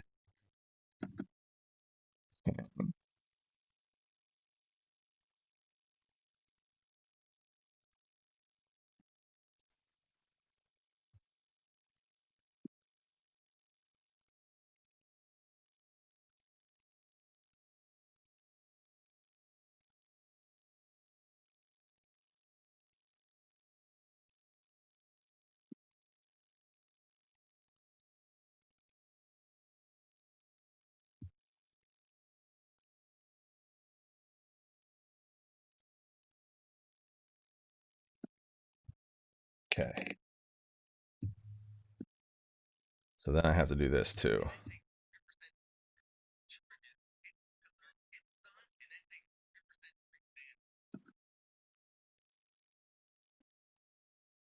All right, so it says he charges, hits the pillar, gets stunned, and takes. Ooh, let me try that again.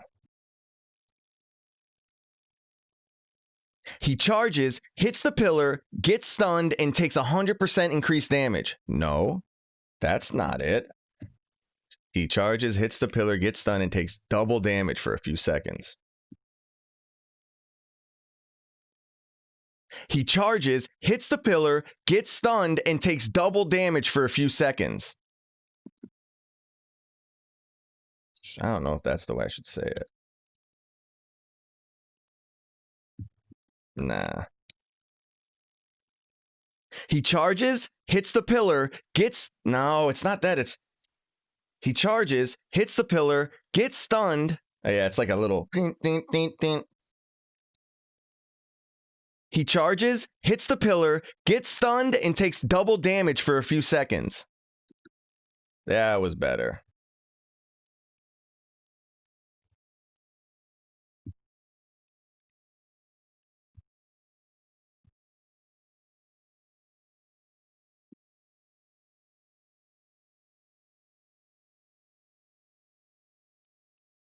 Ah!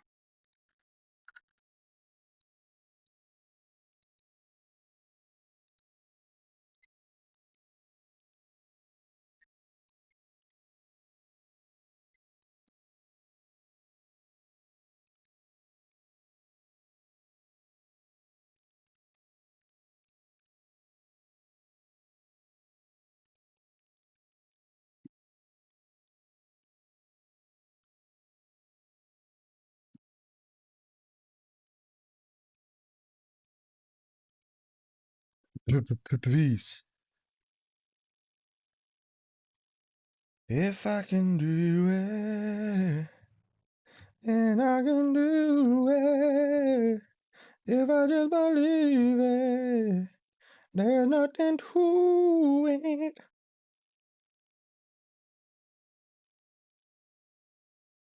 I believe I can fly. I hate that I'm singing that every day.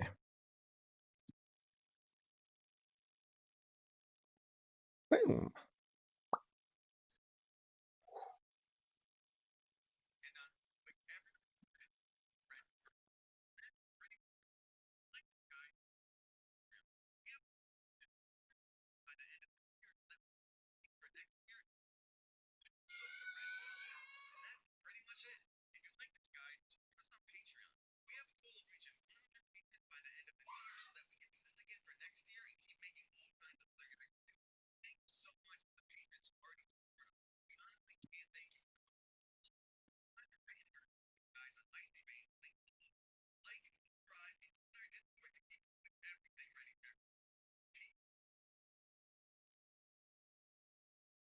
Okay, there we go. Sludgefist 2.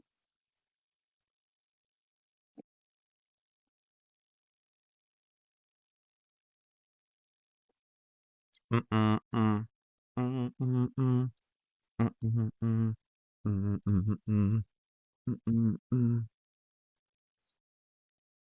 know, just getting down. Just getting down. Down, down, down. Down, down, down. Down, down, down. Down, get down. All right.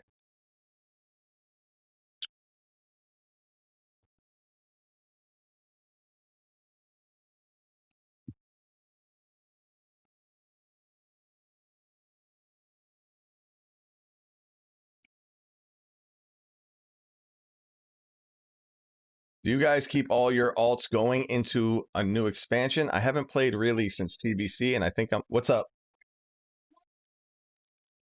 That's disgusting. Yes. Well, tell him to come up here for a second. It's because that, and I put a glitter on his face. You put glitter on his face? Yeah, it was a glitter bag. Well, tell him to not do that because that's bad.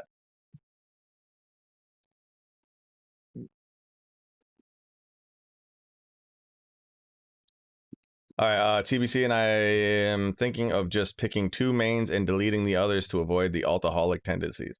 I don't really. I have all the characters, so I like basically just leave all my 3rd, 4th, 5th, 6th, 7th, 8th, 9th, 10th characters. Right, I leave those for like when there's nothing to do, and I'm just like super bored, or if something becomes overpowered, and I then want to switch mains or something like that. But I basically just have 2 characters.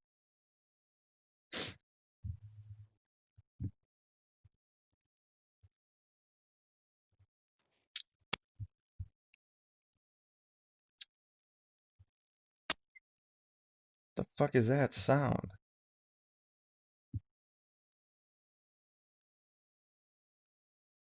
Jesus Christ. What the?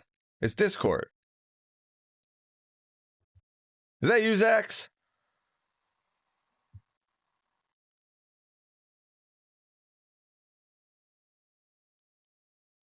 I think it was. I think he's tricking me.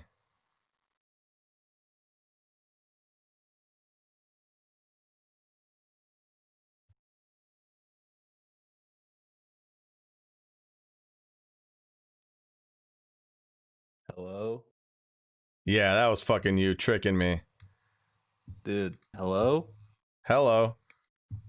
I hate audio. What happened? Fuck. It's just so dumb, dude. Like, my mic is just gone. I gotta unplug it and plug it back in. And then I gotta figure out where else it's messed up. I mean, it's only you. I never have audio issues. Wait, why are you, like, way quieter in Discord than on your stream? Because my stream has a compressor on it. Maybe. I don't know. Let me check. I can't check right now. But I think it's because it has a compressor on it. Okay, I gotta turn you up.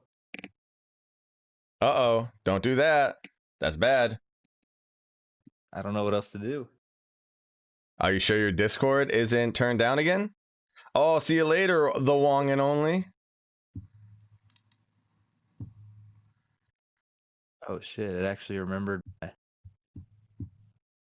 Discord noises. Wait, say something?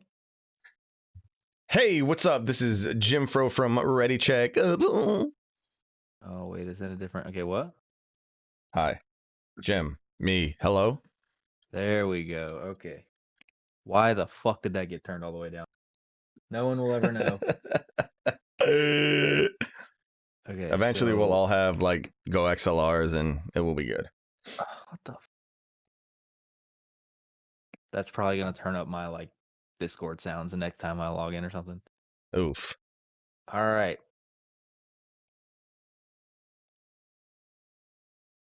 So you're okay with the takes double damage for a few seconds?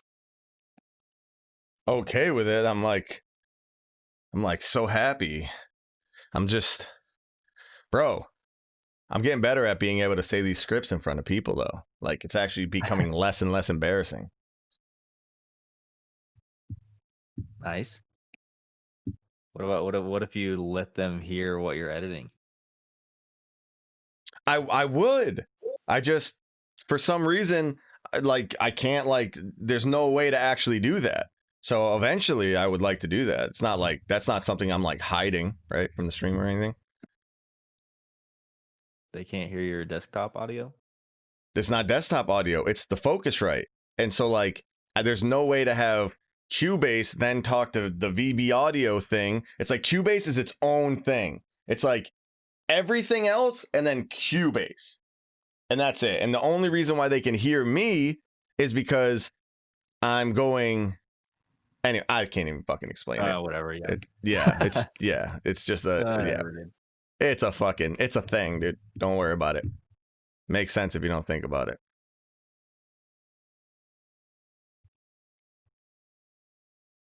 All right, where is? I believe I can touch the dick.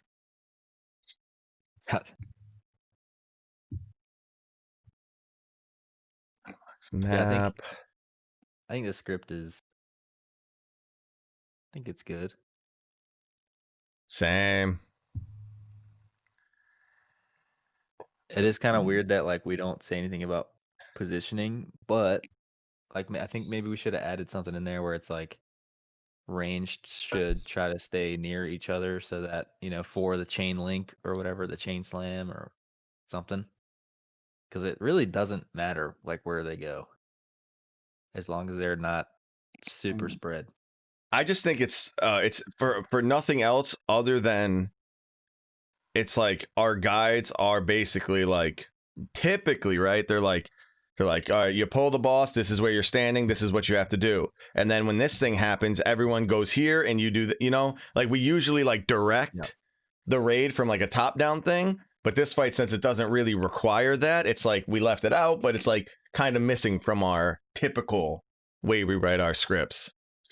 Yeah, and it'll be like in the animation, just like yeah, it's kind of like Shriekwing, where it's like, all right, put her next to this pillar. It's like, well, it doesn't matter that it's this pillar; it can be any pillar. You know, it's like, okay, then it. All right, you want to break this pillar first. Why that one? Well, okay, it doesn't actually matter which pillar. Yeah, the pillar doesn't matter right anything, but it's better than saying why. Well, it's better than saying, all right, so put Shriekwing next to a pillar, and then, you know, it's like, I don't know. That's what we got the animation and the video for, dude. I hear you. I'm here. But yeah, I think maybe we should add in something like that for. I don't think the staying together thing is as important.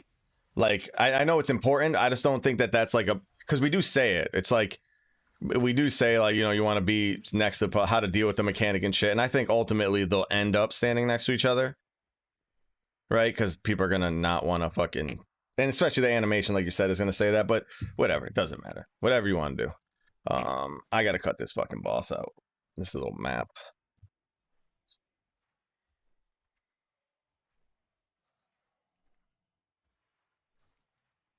All right, so where is...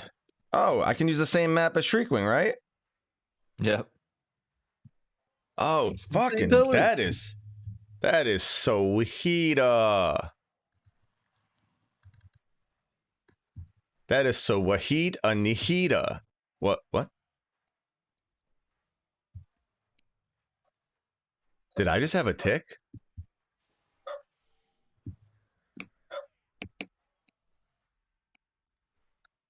You definitely have a small tick. Wow. You're going to tick me off, dude. Yeah. Shoes, shirts, socks. All that good shit.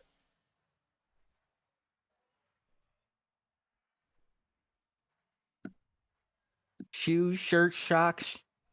Shit. All right, and I think we already cut out Sludge Dick too for the screeny. Clay was saying This really got changed after testing, so it's unclear, blah, blah, blah. No, I fucking hated that. Oh my God. But I didn't say anything because it is unclear, but I would have liked to just literally just delete that. Like that whole sentence should have just been deleted. Because that sentence doesn't do anything to help them with the strat. But I was like, I knew you were going to be like, well, we probably should say it. So I was like, fuck it. It's fine. Good enough. We could just like take that out and replace it with like so so ranged try to stay near each other for when this goes out or something. Yeah. Yeah, I'm down with that. Look at this cutout. Who cut this guy out? Jeez. He looks so tough. I know.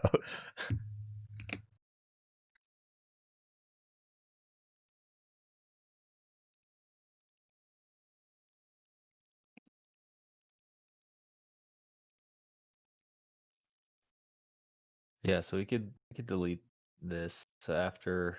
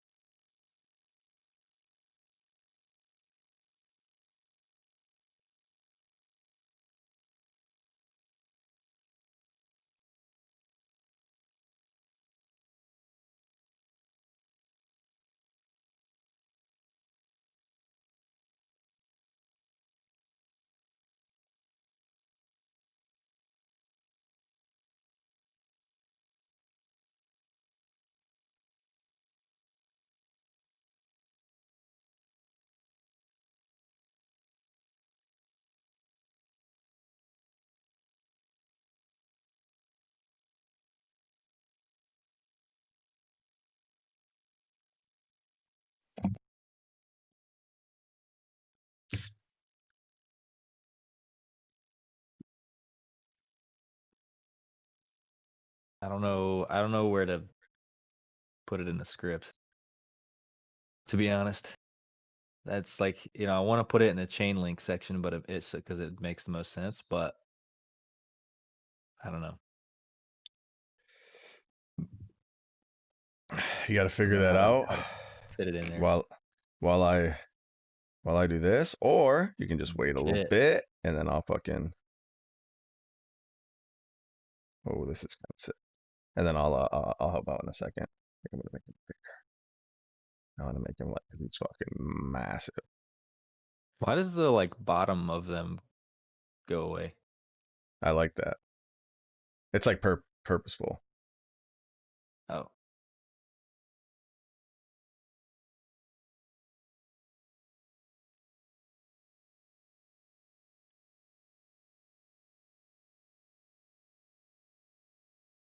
Yeah, you definitely got to see the face. I don't know, this is kind of ugly, dude. True. Okay, so we need all of this shit, right? Oh, boom, and then boom, and then he has to be at like, I think they're at like 10%. And then this bitch can be gone. And then I have to refix the shadow. Oh, yeah. Put them all the way in. I don't think that did it though.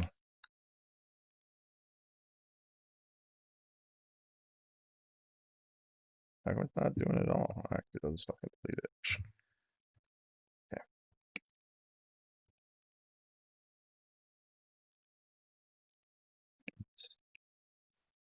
How do I lock this?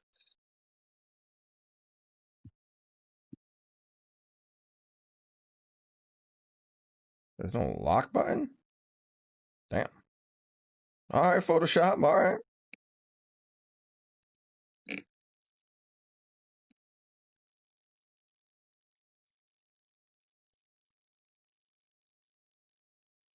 Gotta. Oh, I probably should do his name first, huh? All right. Oh, yeah. Sludgefist.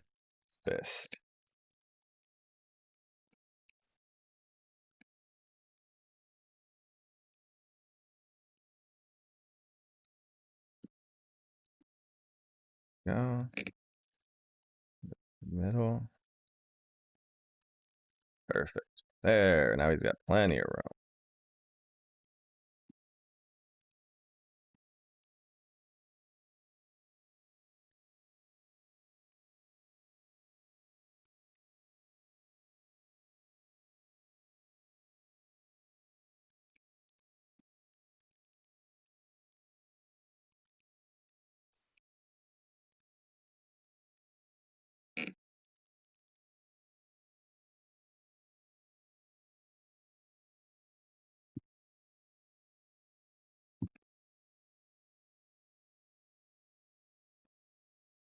Oh, yeah. It's not. It wasn't that big of a tang. How come? Fuck. There we go.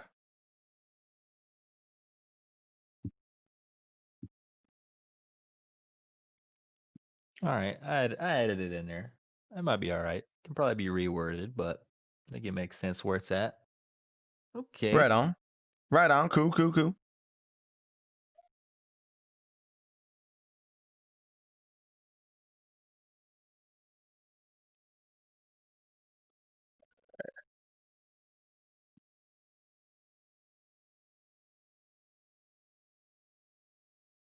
Dude, everybody's talking about the that dev feedback theory crafting. I know.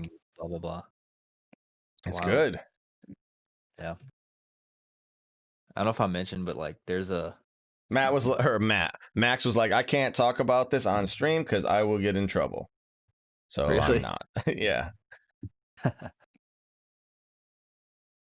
there's like, seems like there's two camps or something. Why does my chat do that? Why does it default to top chat instead of a live chat? So dumb.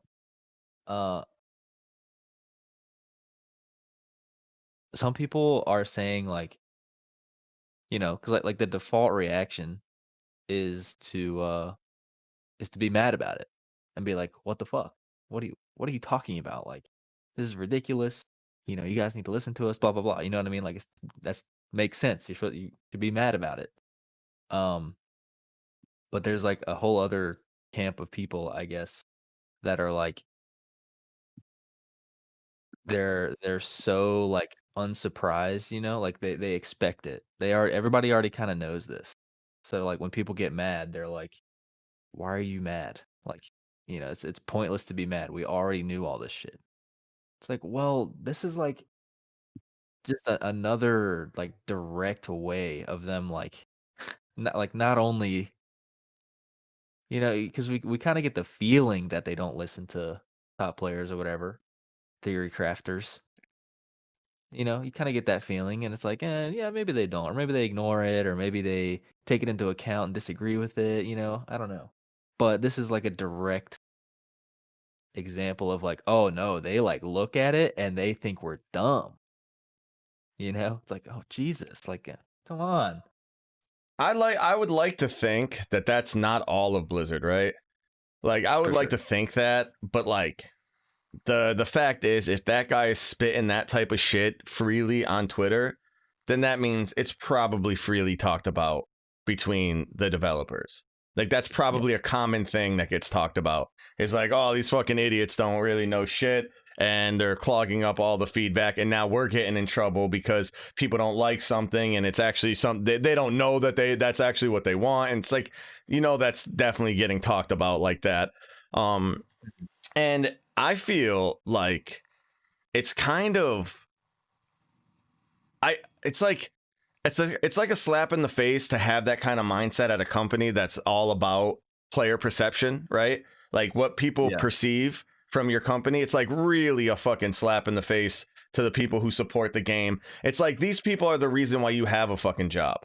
Like, you know what I'm saying? Yeah. It's like you have a job to do something, and it's these people that are keeping that shit going, and you're gonna like say some dumb shit like that. And then on the same token, it's like, if anyone thinks putting in this, do you think for a second that these raid guides or our feedback on raids are gonna actually do something? No, it's for the fun to talk about it. Like, we talk about it, whatever. We know they're not listening to our fucking raid feedback. Like, they might be listening to our podcast and get some ideas that might be okay for some situation randomly. But like, us, like those people who create those giant theory crafting spreadsheets, if you're doing it for anything more than fun, then you're just doing yourself a disservice, because now you're just gonna fucking get upset when Blizzard says, well, we're not listening to your bullshit. It's like, obviously they're not listening to your bullshit. You're a random dude on the internet. Like, they would have hired you if they wanted to listen to you. And Right. it's so I understand. I don't understand why people are upset. And I also think it's fucked up what Blizzard is doing. So whatever. Yeah, it's just and well, like it's like you have the one person talking about theory crafting, like tainting casual players basically, and then the other guy like talking about how there are private forums. Like Blizzard explicitly has like an avenue for theory crafters and top players to give direct feedback and like communication, like back and forth discussion with the developers. That's a thing. There are private forums, like invite only forums that Yeah. they interact on that nobody's supposed to really know about.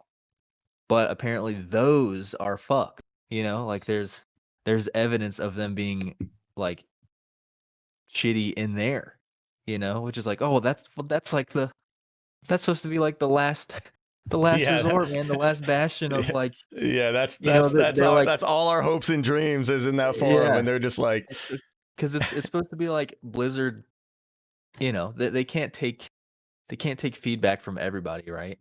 obviously. So they have to like choose the best people to get feedback from, which they do, and then I mean they can have like a general populist feedback thing, but they got to pick like the top players or whatever, top theory crafters.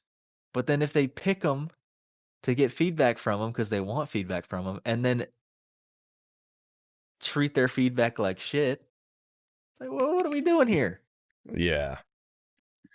Yeah, it's actually bullshit. And it's what I don't like is it seems like if you're like, all right, let me sit down. Hold on. Oh, I've been standing for a little bit.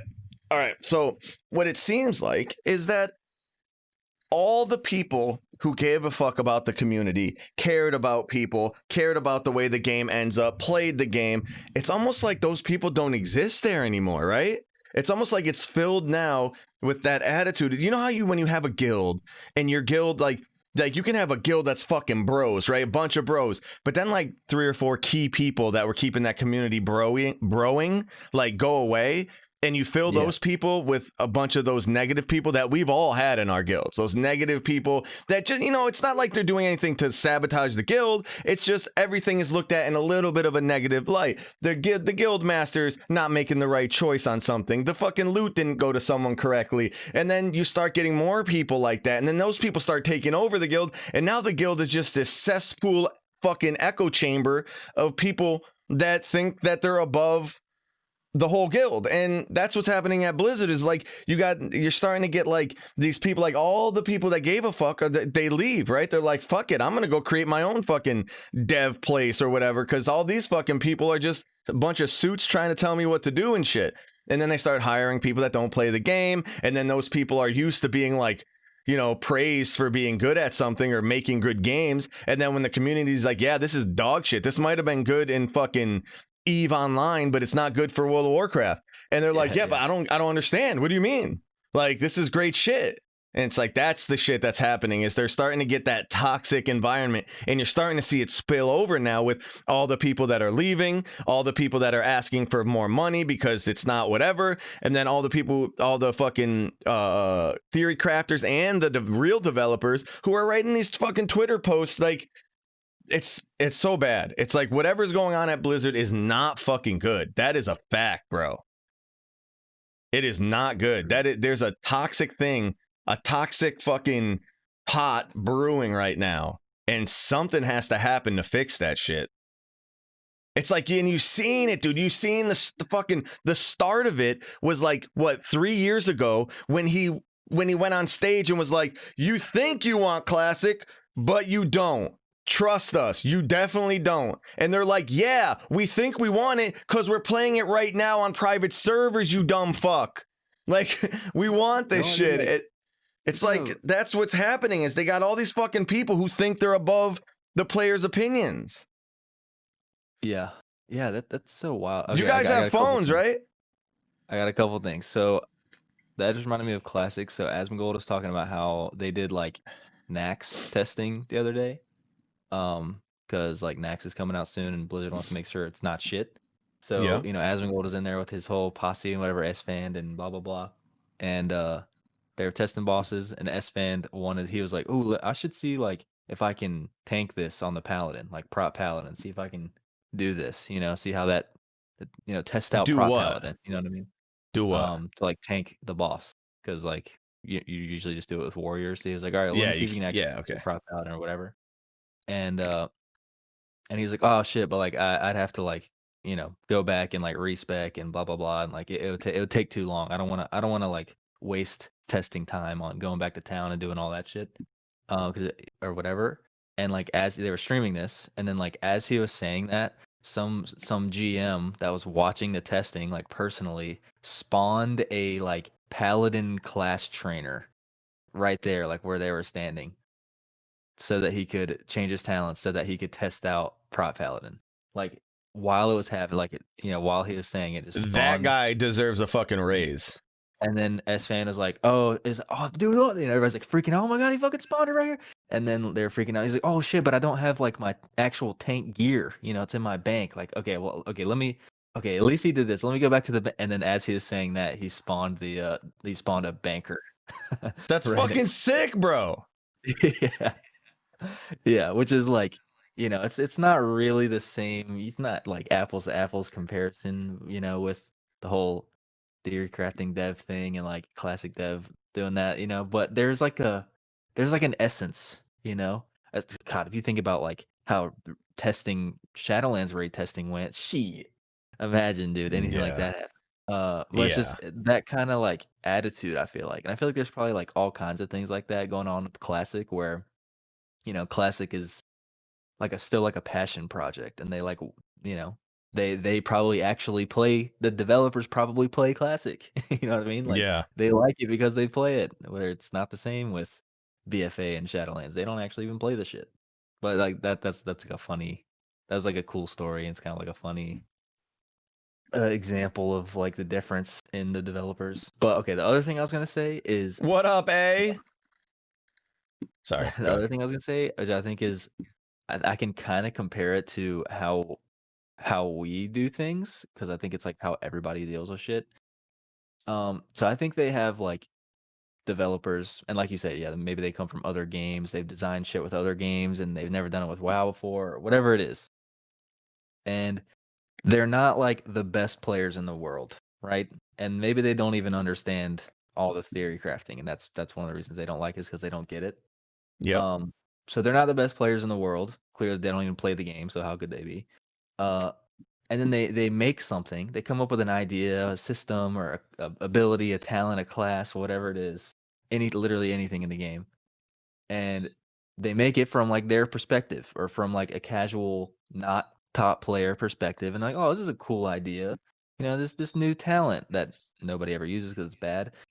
But it's a cool idea. I'll put it in there. I'm proud of this. I worked on this. I made it work. And then like theory crafters come in there, top players come in there and say like, you're telling they ran the numbers and this talent sucks dick. Nobody should ever play this and blah blah blah blah blah. Here's why. Here's the numbers. And then all the top players agree with that because it's like it's just simple. And then now all the like more casual players start to believe that. They're like, oh, this talent sucks, even though like just because of the numbers. They don't actually look at the design of it because they've been convinced that the numbers suck.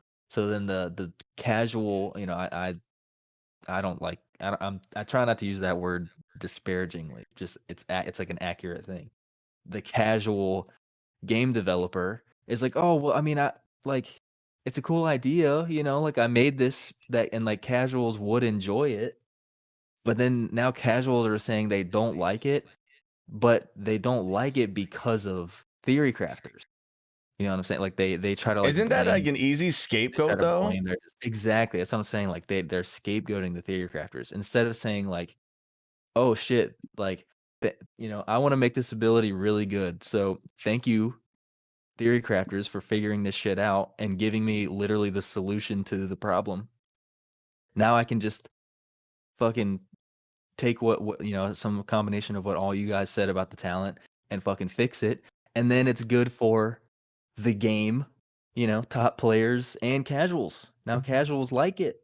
This is the whole point. Now I have a really good ability. Hey, thanks for doing a ridiculous amount of work that I literally couldn't do if I wanted to because I'm not good enough at the game. Hey, thanks for doing that. Now this ability can own. Like how is that? How is that not the response? Thank you for theory crafting. I'll fix it. Right? Wouldn't I isn't that no, doesn't that seem yeah, how a bro. game would go? I fucking agree with you, and I think that like again, man, that you just double down on what we were just saying a little bit earlier is that is a total community, not community, that's a mindset thing that is from the top down, and you can't have that. Again, you are a person that fosters that type of environment. I am a person that fosters that type of environment. If people are telling us that our guides are not helping them because this is missing, and we get that 6, 7, 8, 9, 10, 20 fucking times, we're like, then we obviously got to change that. Like, like that is like our first mindset is like, fuck, we fucked up. We got to fix something. And what happens too often is that when you get a bunch of people together and then you're like, well, we made this, and they're like, well, but the community doesn't like it. Yeah, they're fucking idiots. Like they don't know shit. And that's it's like such an easy scapegoat to just be like, yeah, they don't really know what they're talking about. They don't know what they want. It's like, and another fucked. thing, another fucking thing is they in the past, however long ago or how long it's been going on, they can get away with like making Yo, your bird is going off, bro. Oh, you can hear that, yeah. Hold on. Your bird is going fucking off.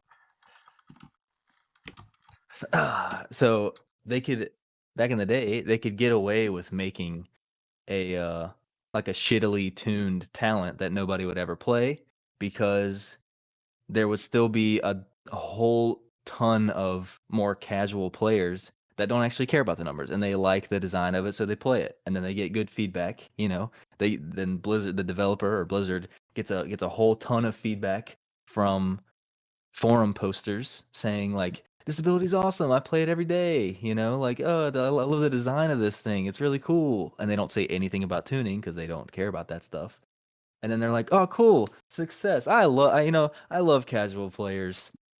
They always agree. Yeah, they're And always they on don't our know side. and I don't ever get any flack about, it being shittily tuned or anything. It's great. And then now, but it's like, but I can, I can ignore the theory crafters because at least these people are happy.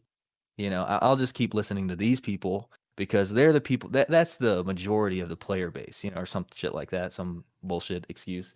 This is most people. But Yeah. now they could kind of get away with that. Because like class discords are less prevalent, internet's less prevalent, blah blah blah blah blah. Information comes out slower, raid bots isn't, whatever it is. Just less people are involved with theory crafting results.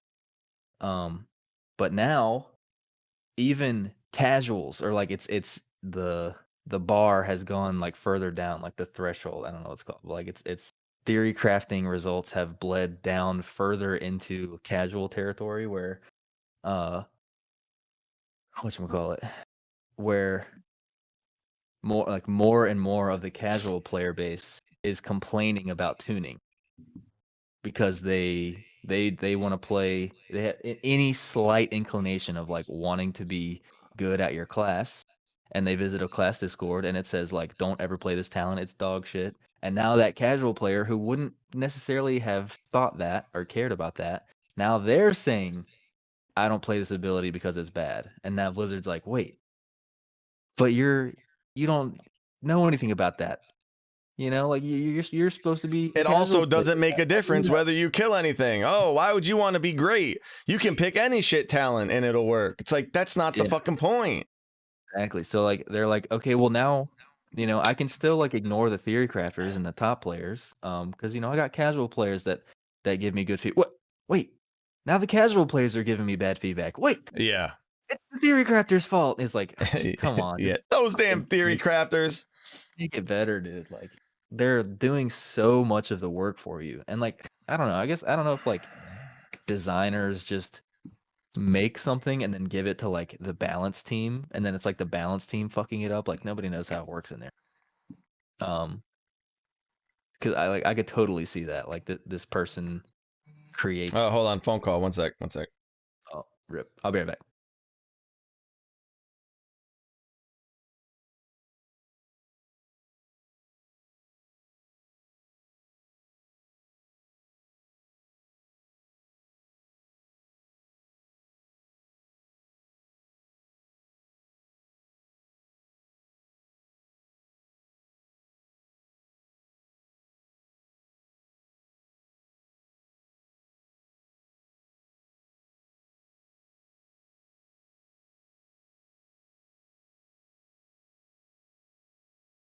All right. I'm back as well, dude. I All right, I gotta do. I don't know something how to about like. this. I don't know how to refer to casuals without saying like sounding like I'm saying it negatively. You know what I mean? Yeah, it's definitely like a negative, like it's a 'Cause negative sometimes, word now. It's a bad word. yeah, like sometimes I do, but most of the time I'm just saying it because that's what they are. They're just more casual. Like saying more casual kind of lessens it, but I don't know. I think you should put the emphasis on what you are and not what they are. So it would be like the non-hardcore community. Yeah, that Like makes something sense. like that, Yeah, but it's also like a spectrum. It's like not black and white. It's like I don't know. It's just call them the 30 percenters. They only put Yeah. in 30%. That's so bad. That's something I don't get. Like people, and probably the devs, but like a lot of people think that you can't make the game. We talk about this all the time. You can't make the game good for the top end and also good for casuals. I don't know. People think that for some reason. Like if you make something that's amazing for the top end, it's gonna hurt casuals. What? Why? Like if that's the case, then you fucked up. Like it's not that hard, man. Yeah. And like I feel like that's where like I don't know if that's where they should start, but like I think they should obviously prioritize that a lot more. Is like make something that's good for the best players or the higher percentiles or whatever. Make something that's actually good for people who want to be good at the game, and then make it like not shitty for casual players because they don't even care as much anyway. They don't care if things are tuned within 1%, and that's the hard part. It's like it seems so fucking easy to make something that's like Well, see, I think that's bad, but saying it like that, right? Because then it's like almost as if like the other remember we used to talk about this all the time, especially me. I fucking hammered this point as often as I can, is that just because you're someone who doesn't play the game a million hours a week doesn't mean that you don't want to be the fucking best for the time that you put in. And when people are like, well, if you're not a top 100 world guild, then you don't need to worry about what class you pick. Yes, the fuck you do. Yes, you do. And you want to be competitive within your, this is why it's like saying like if you're not in the NFL, then it doesn't fucking matter. When you play football out on the street, dude, you might as well just fucking throw it behind you because it doesn't matter. You don't have to throw it forward because the game doesn't matter. It's like, no, it's like you want to be competitive. You want to compete versus the people who are playing at your level. And that's one of the things that I try to stop doing is saying like, well, because casual people don't care. It's like, no, casual people care too. And they care because this is now what the game is. This is what the fucking game is. This is the World of Warcraft is not what it used to be. It's not split between a pet battler and whatever, because pet battlers, they're not listening to us. The people who actually are casual, you know what I'm saying? Like the real casual. I'm talking about the person who doesn't even have a max level character, has about 13 fucking level 10s to fucking 40, right? They're pet battling all the way up to level. They're like, like those people, they're not listening to any of this shit. The game is not made for them. None of the content that's end game is even fucking, they're even gonna look at. They don't give a shit, dude. Like LFR is the furthest they'll go, so they don't care about any of that stuff. And so we can just set those people aside and then set our bar to be our casual to hardcore is the people who want to raid, right? The people who are at least doing normal to heroic and all the way up to world first shit. That's what we're talking about. And those people give a fuck. They're not gonna kill themselves to get to where the hardcore people want to be, but they do care that their character's good. They do want to compete.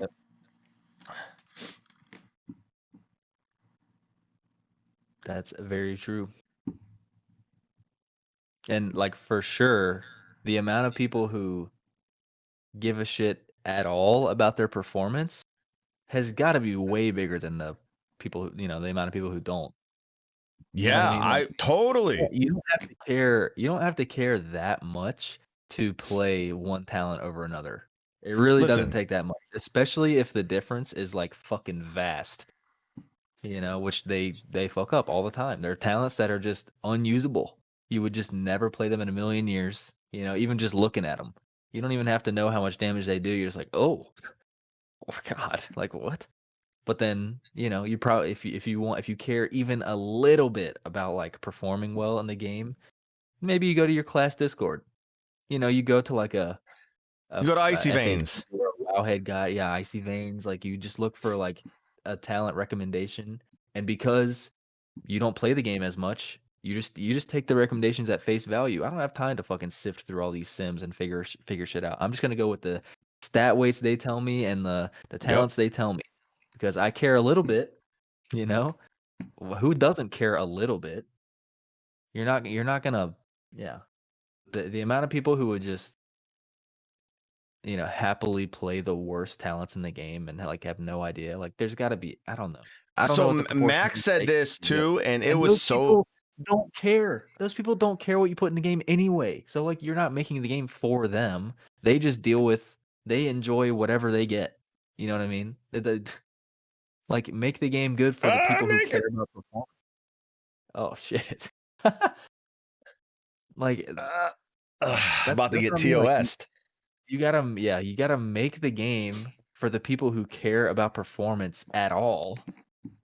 And then the people who don't care about performance are going to be happy regardless of what you put in the game. Especially if the people that the game is getting ruined by the high end because people are listening to them. Well, then make the high end people. How about you try this for once? Make the high end people happy, and then maybe it trickles down. Like give it a go. Just give it a go one time. Let's see what happens. For sure. Yeah, it definitely will.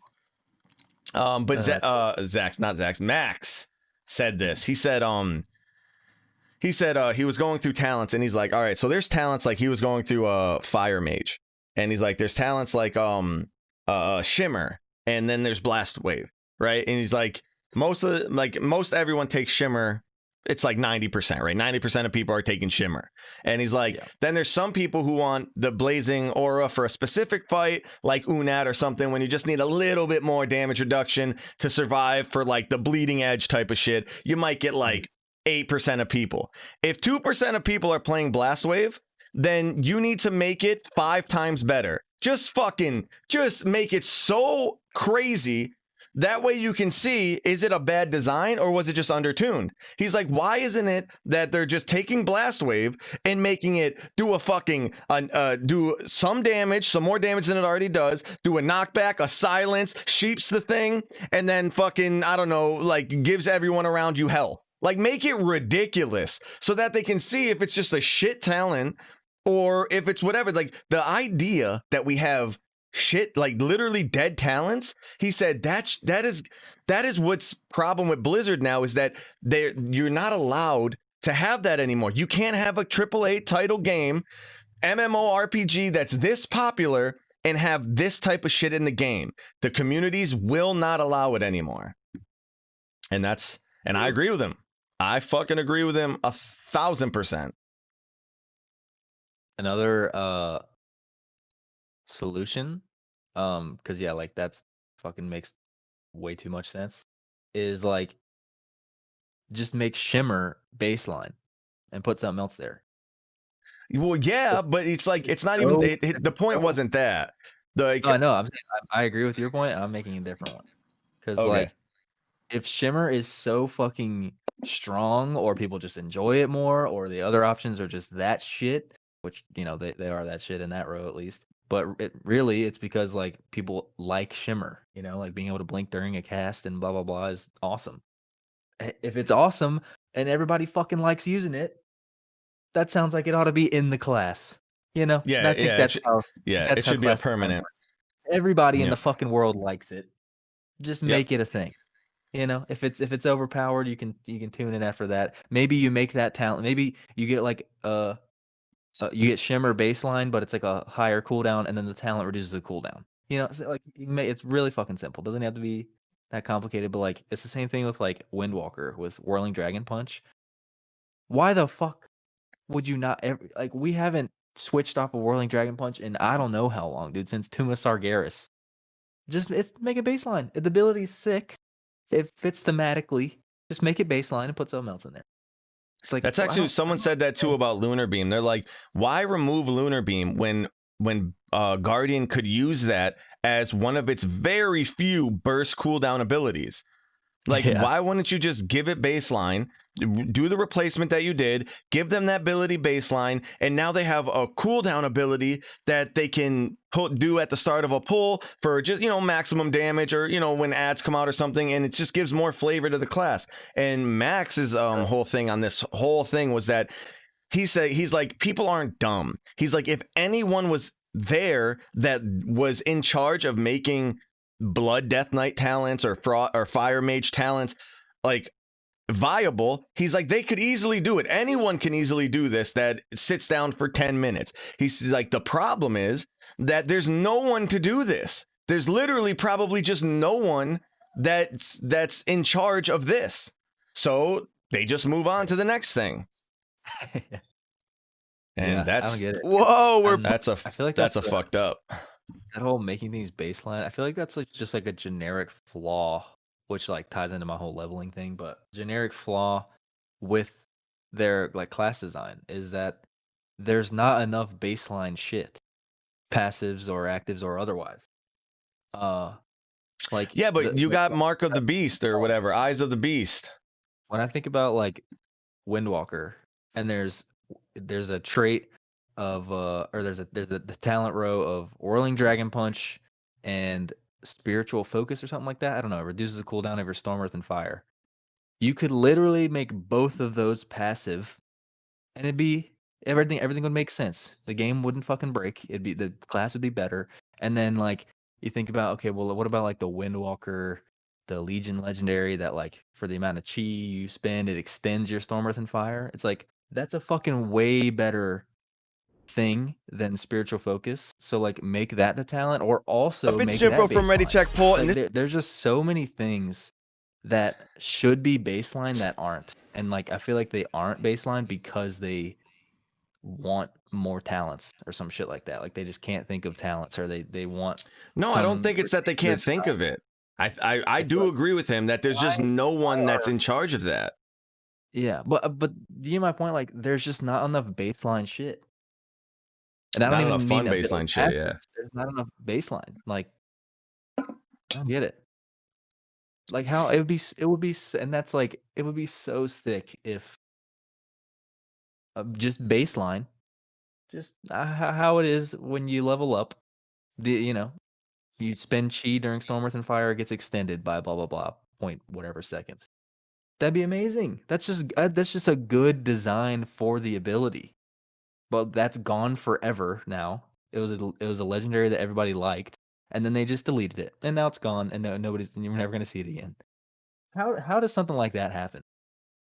where you have something in the game that's like great design and everybody likes it, and then it just fucking disappears. Yeah, I want to know something Why? like that too. I Why want to would know that? like you know the when they brought the Legion Bear fucking artifact trait in, right? Like why does Lunar Beam stay in the talents and that's not in the talents, or that's not baseline because people loved it, right? It just goes against to your point is that like why is it that when people love something, why is that not the focus? Like people loved Glimmer. Why is Glimmer not just what fucking Paladin is now? Right. And then you could like maybe make a talent that goes a different direction or something. I know you want to make a talent because you want them to be easier and whatever, but like people love Glimmer. They fucking love it.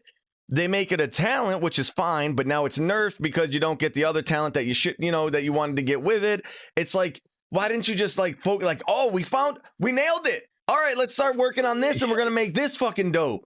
It's like, no, we nailed it, so we got to take it away and make it so no one ever uses it again. Exactly. It makes no sense, dude. How many times? Like, I think like maybe the epitome of this whole thing, which is kind of funny to think about, is Survival Hunter. It was a Oh spec yeah, that you've been talking about that forever. literally everybody who played it loved it. Everybody has fond memories of Survival Hunter, and then they delete the entire fucking spec out of the game. Like, what? Yeah. How is that? How is that an option? Like, surely you're getting feedback about it, saying like, who the fuck are you listening to that is saying survival is bad and shouldn't be in the game? Like, it's so mind-boggling how they make. Yeah, so specs. how did that even come about? Like what was the reasoning for that massive change to the class that was overwhelmingly disliked? Right? Like that massive change was overwhelmingly disliked.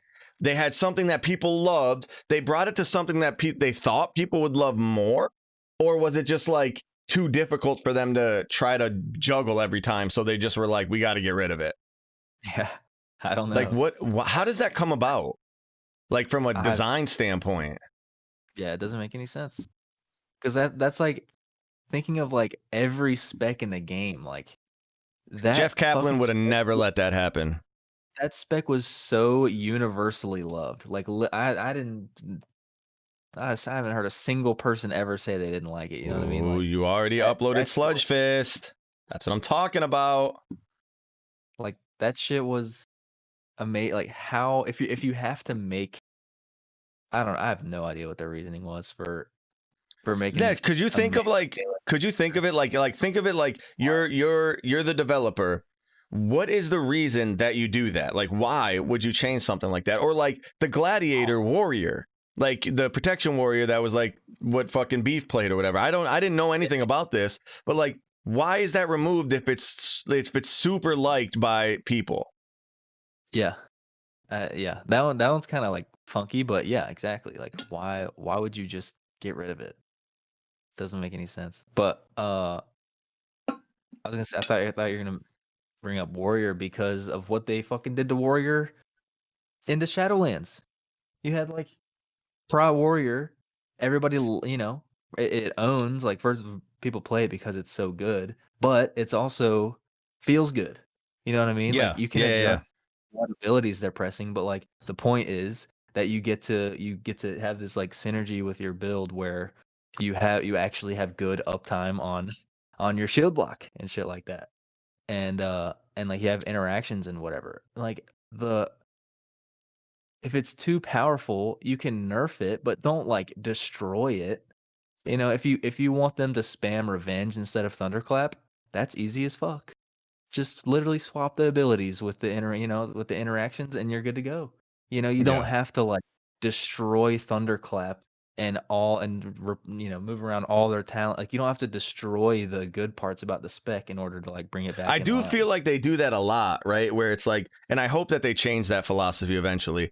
They definitely are like, all right, what are the things that are overplayed right now? Well, Warrior's overplayed, Paladin's overplayed, Disc Priest is overplayed. All right, let's gut them. We gotta gut them. They're done. Yeah. Like, and I think they do that a lot where it's like, let's get rid of the top people so that the other people can get bumped up. It's like, well, why don't you just make everything that fun? So everyone wants to play everything. I'm with you, man. I'm with you 100% on that. man. It's so crazy. By the God, way, I like haven't had that. an internet cutout since last week. So this Nice. last guy giving me the white box, dude, took the black one, gave me the white one. I guess that's why. Don't jinx it, dude. It's awesome. I'm lagging. Yeah, I haven't been.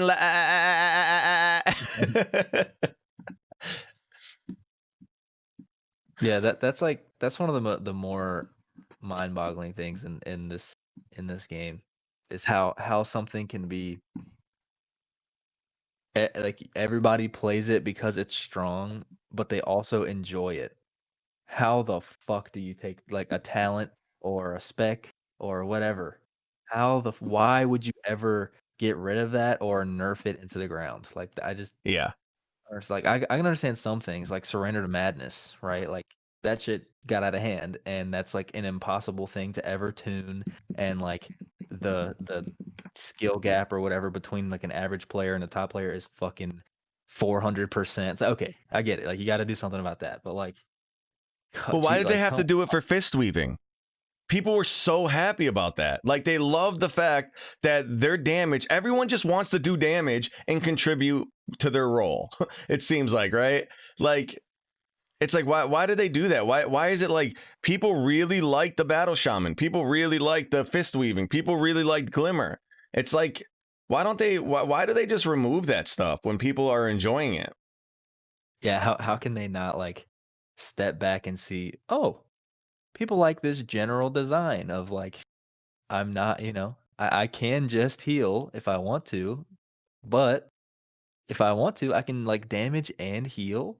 And Yeah, like I think some ultimately people the like game is that. progressing Wow. and they don't want it to. Like the game is progressing to a Really? point where you're never going to be able to just be a healer anymore. Like you now are required, because we've seen it done and we've seen it done to great success, that you're now kind of required to bring something else. You can't just be a healer anymore. Right? You have to be a healer and either do some damage, have some really sick cooldowns, or some version of the two, or have a damage reduction or something like that. You have to have something else other than just healing, because that's where the game's progressing. Yet they're just like, no, we're gonna strip that shit down. We want you to just spam the fucking frames. So weird. Got a bunch of fucking WoW conservatives developing this game. We need some progressives. I'm trying to think of like another. Okay, Jesus. See, I'm trying to think of another example. Oh, I got of them for like days. something just fucking disappearing. It just everybody's great, and then it just disappears. And then fucking 4 years later, they bring it back in like a nerfed version. It was like, oh shit!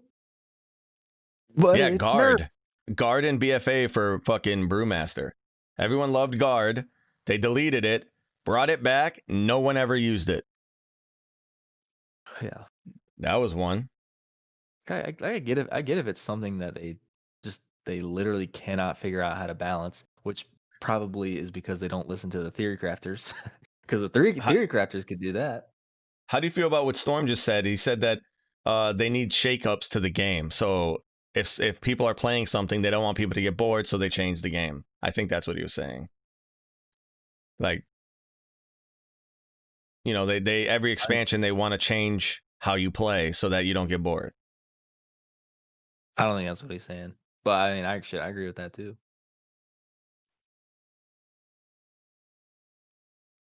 He wants a bard class.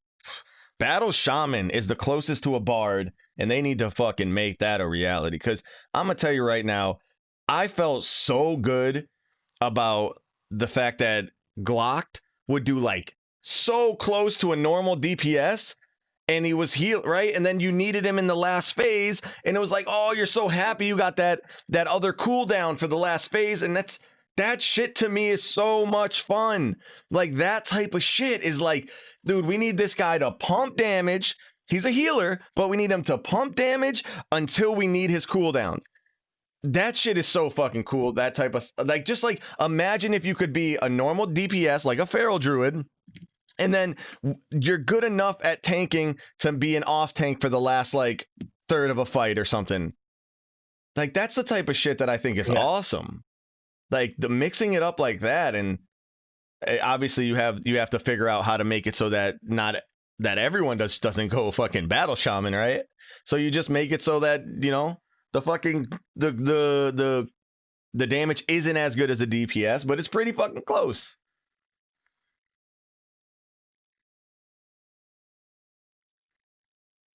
And you already know that like they didn't mean for that to exist At all, dude. They didn't Yeah, want that at to all.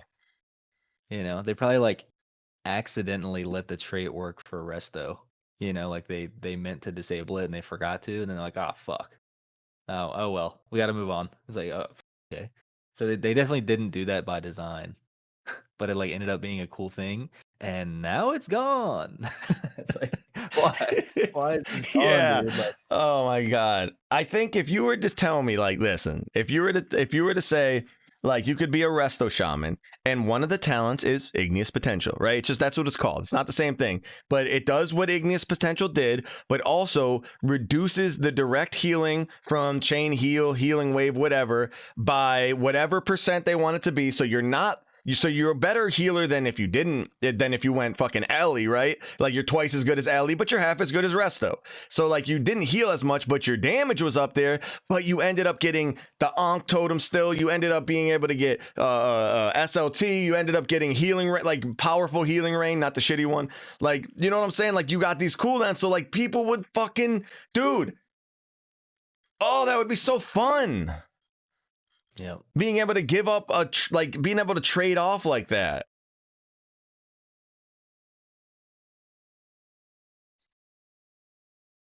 I think they should give more less played specs buffs like Havoc Demon Hunter or Windwalker. Less played specs like Havoc Demon Hunter. Wait. Are you sure about that sentence right there? Less played? If you mean the most played.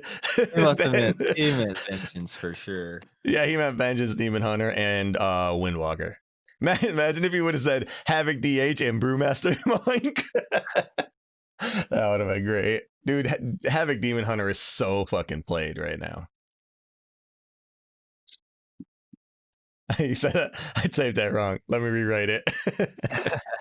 Actually, yeah, even in the pre-patch where they're like pretty bad, they're like bottom 4. It's kind of funny. They're like the 5th most played spec. It's like Jesus. Yep, still the most fun. Everybody and their mother has one.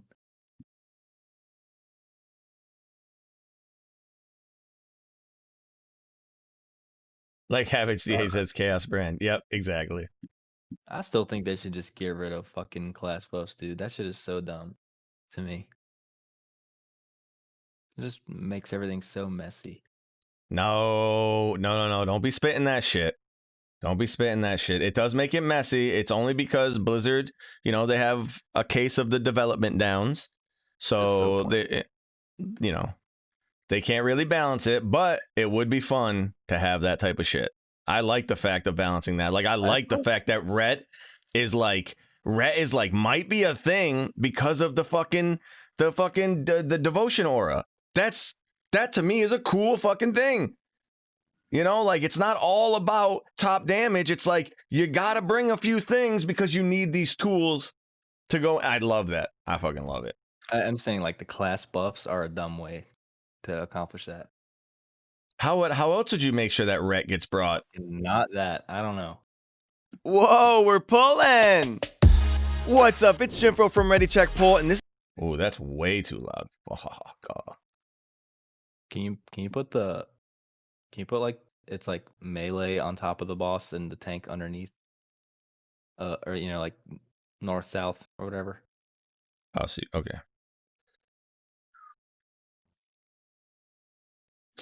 Then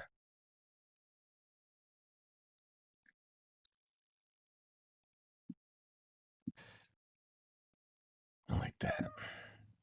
Whoa, we're pulling. Yeah, I feel like maybe like defensive or utility things make more sense. I think it's the damage buffs that annoy me. Like you just said, Death Knight's getting AMZ. Like that's sick. They already had grip, which is like one of the things that gets them into the raid. But if you don't need a grip, they have nothing. It's like, oh, AMZ. Oh shit, you might bring a Death Knight to every fucking AMZ. Is crazy. You know, it's like this crazy What tool they about have. like, so you don't like, you're saying like arcane power or yeah, that type of shit? Not arcane power, arcane intellect? Yeah, like the just give you more stats, you do more damage now. It's like, come on, like that's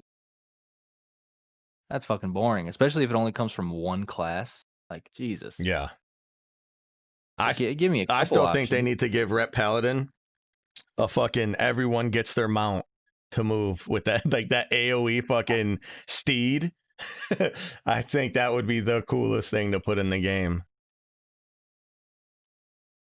It's their stampeding roar, but everyone just gets a fucking super fast mount. That'd be so sick. But yeah, it's like, and then yeah, the class buffs that they have in the game don't even make like the classes that have the buffs like don't even make any fucking sense. You know, they're the classes that don't need to be buffed. Come on. I don't think mage is having a real hard time getting into raids or warlocks. But I think the way they did the warlock stuff is cool. Like having a gate, that's a cool way to do it, right? Like having like soul stones is a cool way to do it. Hellstones, cool way to do it. It needs to be more than one class, but you will have a warlock in the raid, even if they don't do the most damage. Yep. Because they have all that shit. They can summon you to the raid.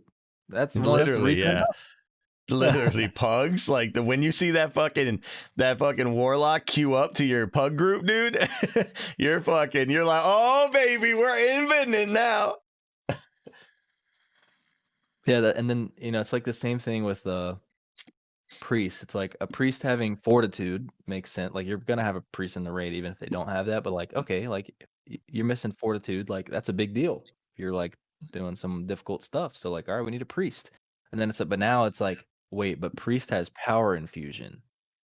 Oh, we could have 8 DPS and 8 priests and just triple our damage output. Okay. It's like why? That's not a cool. Oh shit, I'm calling it now. Retribution aura and priest, just every time someone dies, they give them the buff. they're gonna go wild. Yeah, Rep Paladins and like Ankh Totems. Oh, did you see this, by the way? I got Fro, but they won't let me name my character Fro for some reason. Huh. Yeah, they wouldn't let me rename to Fro. They were like, it's unavailable, but I was able to get it. Dude, I got Michael too. And then I was just like, I don't need Michael. Maybe you gotta delete Fro and then try it again. No, that was before. So it was like, I can, but I'm nervous that I won't get it, dude. Like, what if it's like somebody's just sitting there fucking spamming the name Fro. All right, let's try it. Also, why is it a level 10? Because that's where you start now, level 10. What? Really? Yeah, because if you already have max levels, you don't have to do the Exile's Reach, so it skips you. You can say you want to do it, but you don't have to. Are you sure? Yeah, I just did it. Like, watch, like, monk. Oh, monk's probably a weird one. Let's do like fucking rogue, and then we're gonna name it Put. What? And see, you get to pick. Then if I pick this one, oh, it's level 1. I don't know why mine's level 10 then.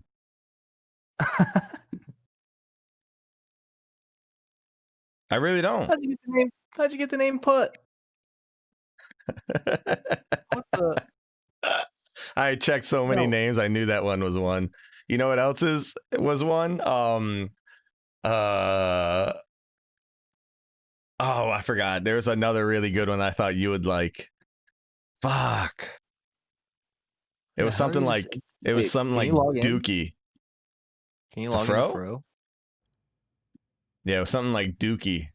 And I was like, Zax would like that. Oh, I should have disabled my fucking add-ons. God damn it.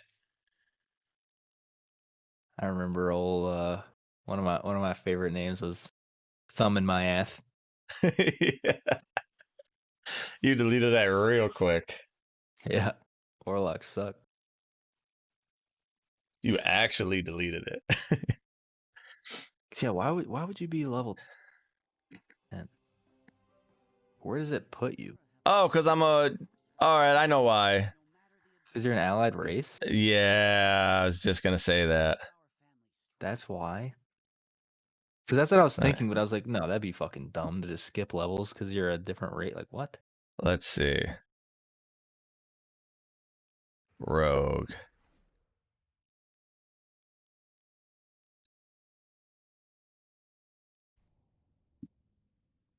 Yep.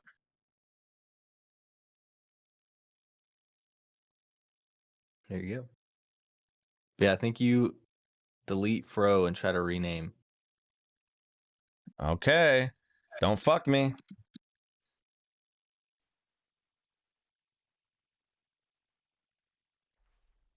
And then it might like take time, but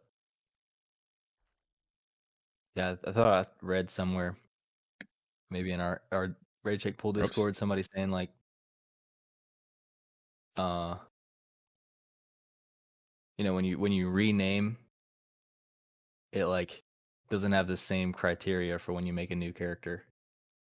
But then like because you were able to make a new character, it like reserved the name somehow.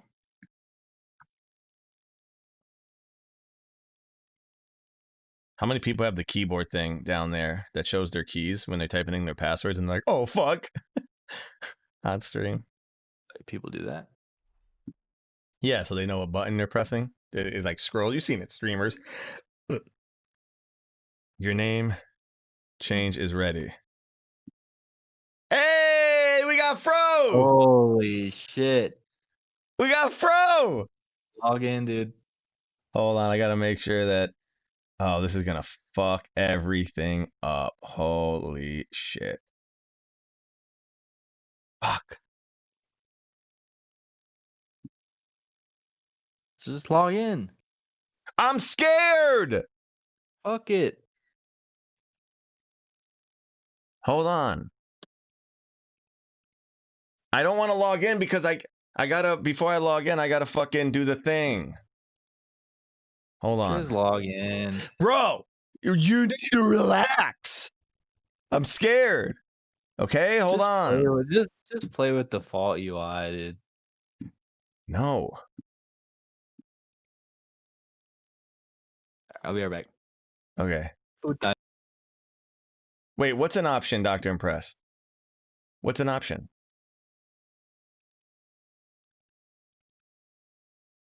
Okay.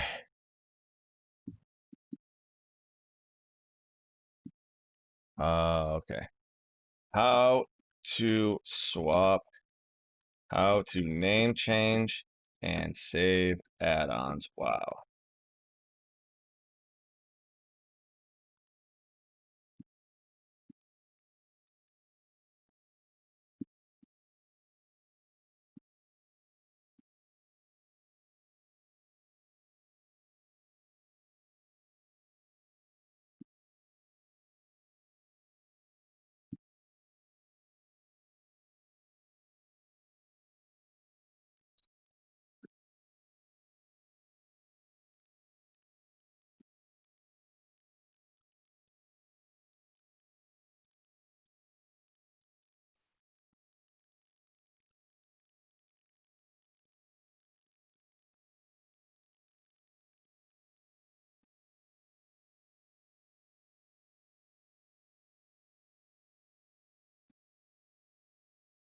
Come on, there's got to be a fucking video on this.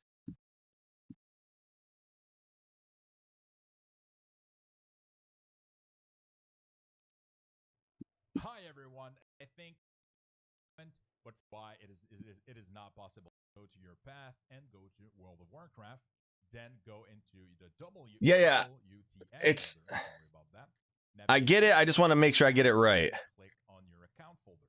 For me, it's the first one. If you don't know simply navigate through it, check for your server, and you should start seeing some characters that you actually remember their name, and things should start coming back. So you'll be able to find which one is the real account.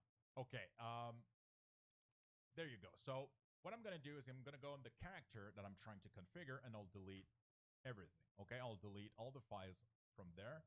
Then I'll navigate to my main character, which is Luxtos. Okay, and I'm gonna copy some very specific files. Okay, you could copy over everything, but you're gonna get some problems. So you don't want to copy the macro file because you're going to overwrite.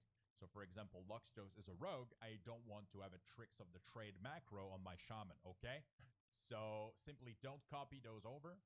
And the layout and the chat cache are going to be copied on step 2, because we're simply going to copy for now the config cache, okay, and the add are going to shaman, okay? So for example, copy over everything, but you're going to get some problems. So you don't want to copy the macro file because you're going to overwrite. So for example, Luxtos is a rogue. I don't want to have a tricks of the trade macro on my shaman, okay? So simply don't copy those over.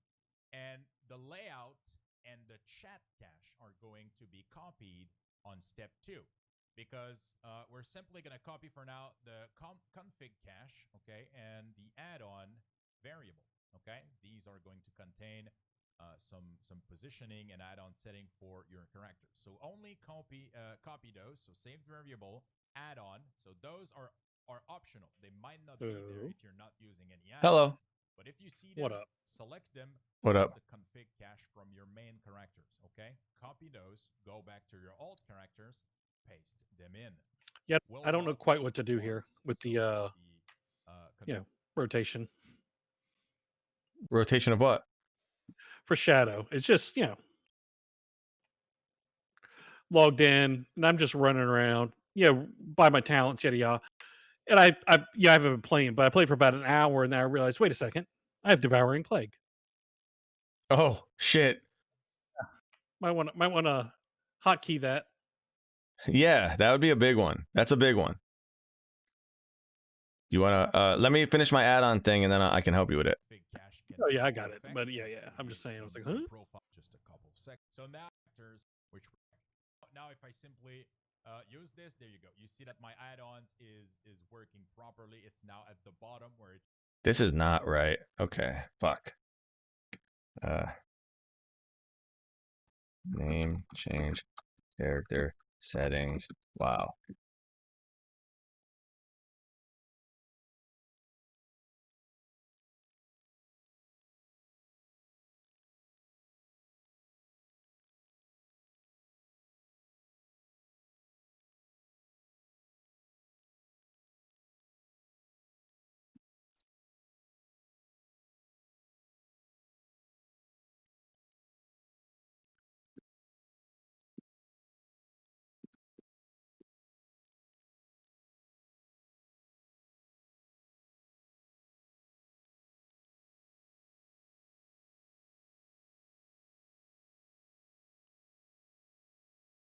Hey everybody, my name is on multiple character who is first and go back to our left and where I want to hand over. So let's go into the server file. That's not right either. Fuck. Okay. Bindings, cache, chat, and local. Fuck it. We're going to do all of them. Boom. And then I got to make sure that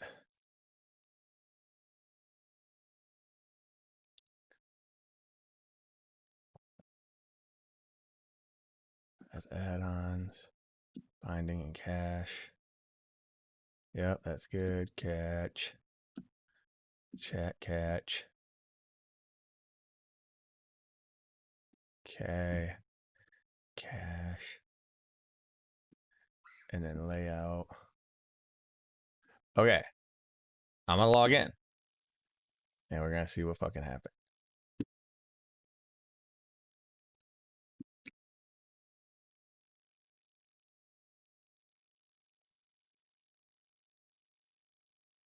Nervous. Oh no, there's no way that this is gonna work.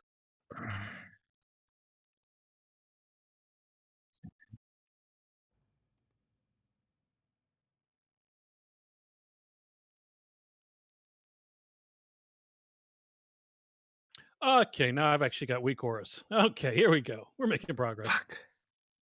Didn't work. Wait, it might have worked. Oh, it's like a smidgel off. Why is LVY off? Fuck. Does LVY keep it somewhere else? Or is it because LVY has a weird naming thing?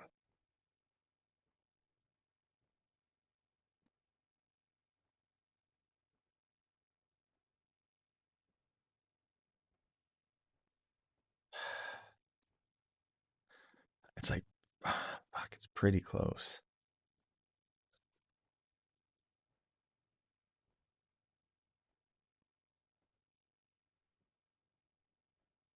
Did you say that's going to be your main, Fro?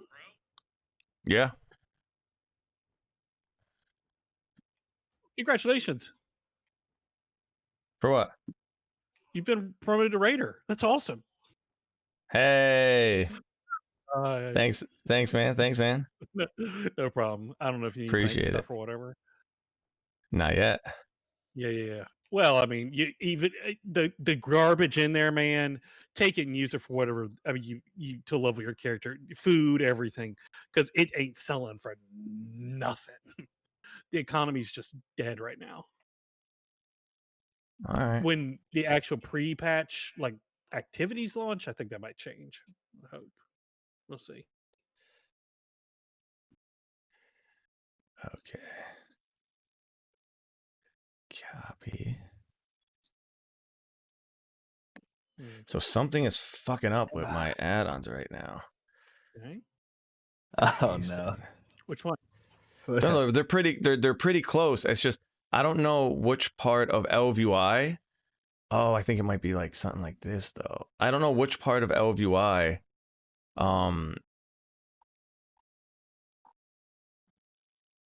copies the scaling and everything of a profile. So I'm a little bit confused. All right, so let's log in one more time. We're just gonna do a little paste over. See if it just happens one more time. One more time. The price you pay for the furrow, dude. Listen, Fro is like that's as good as a name as I can get.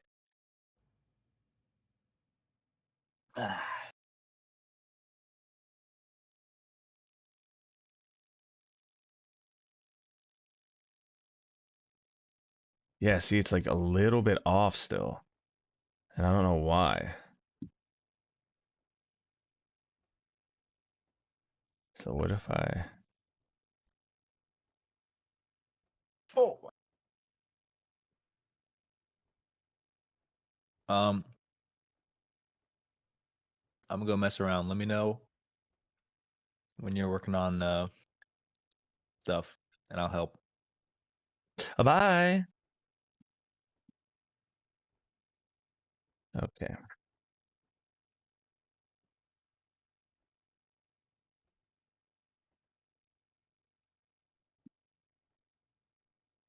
Oh, I think that was it. I think we're basically good now. Yay. Yeah, we are.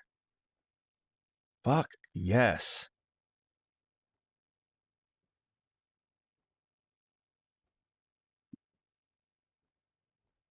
Yeah, I'm gonna have to completely change all my key binds because, like, of course, how I had it set up before just doesn't make sense anymore. Yeah. Oh,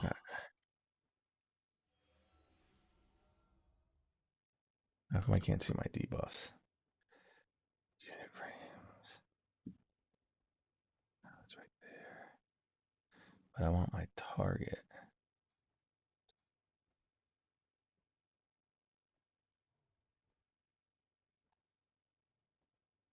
that sounds fun.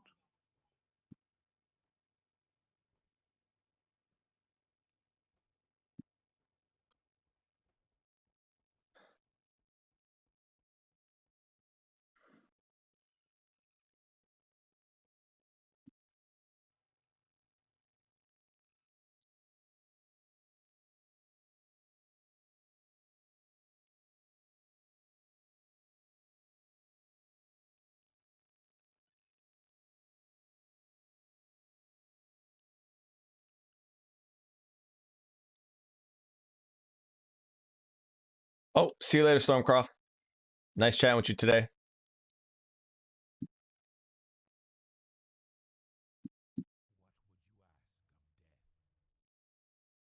Oh, I have no idea about stockpiling stuff at the moment. Okay.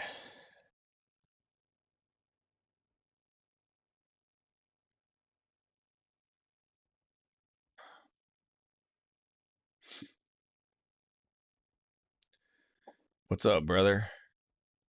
When are the next guides coming? Oh, we're almost done. Sludgefist. Got to animate Sludgefist today. And then we got Nathria, Console, and Storm, whatever. Storm Generals. Yeah. Stonewall Generals.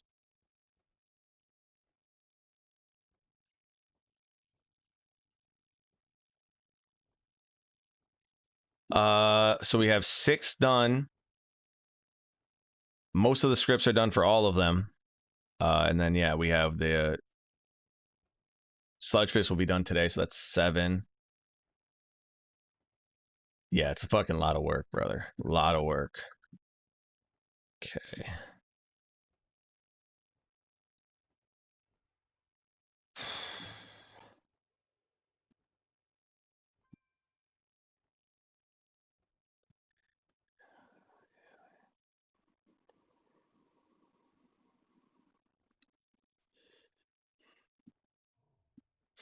My druid is Jimfro. So I only have I could only be Oh my god. Fro, basically. What's up, man? Like not on beta, but just on like live right now. What is decent single target DPS? On live sing I have no idea. You and me both. I have no idea. Oh.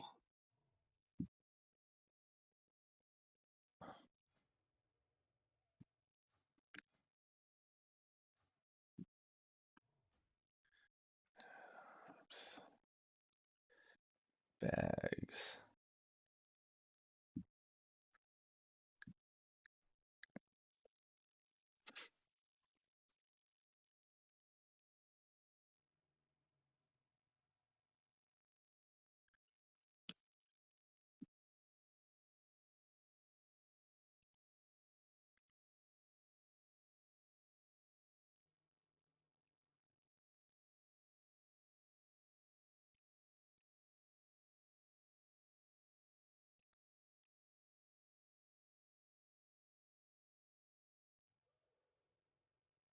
Oh, I don't want the bags.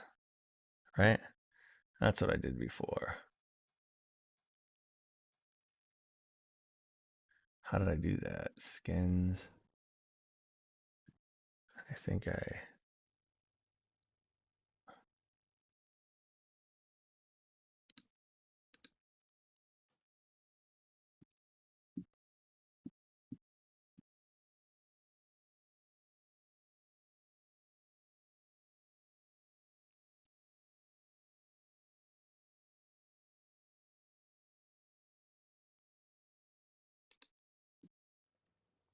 yeah, that's what I want.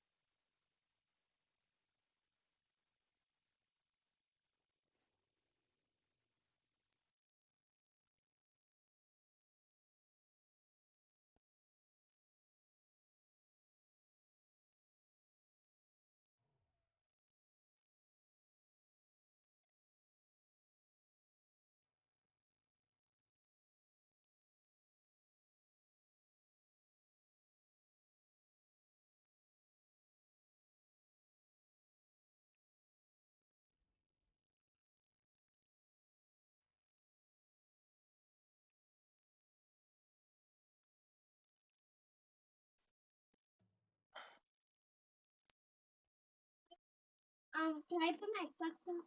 Sure. Yeah.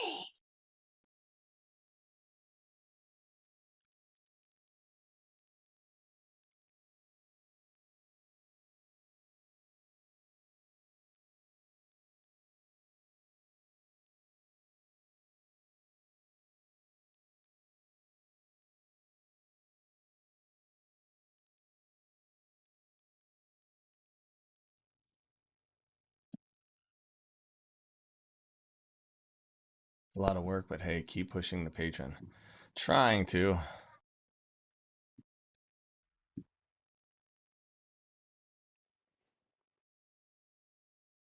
Okay.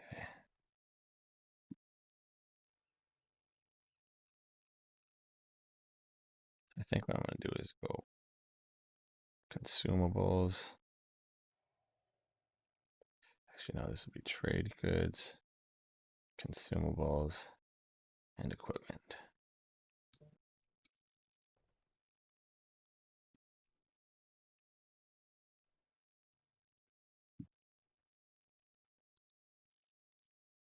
Actually, maybe I'll do equipment for these and consumables for these. Yeah, that's good.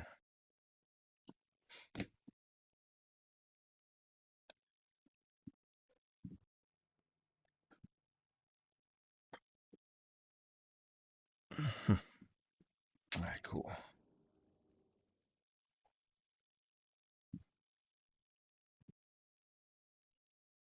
I gotta take a picture for Ayun now.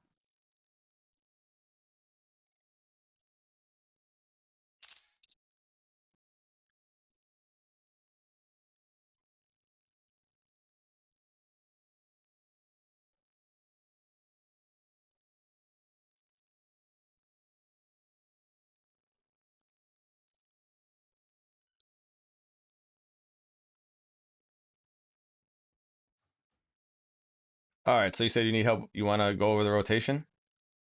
Yeah, that'd be nice. Just I'm pretty sure. It's fucking confusing at first, brother. No, it's not. It's not that. It's just. It was for me. There's. I'm guessing the talents should break down for single, just pure single. Forget anything else. Fortress of the Mind. Who cares? Oh, hold on. I gotta log in. Hold on. All right.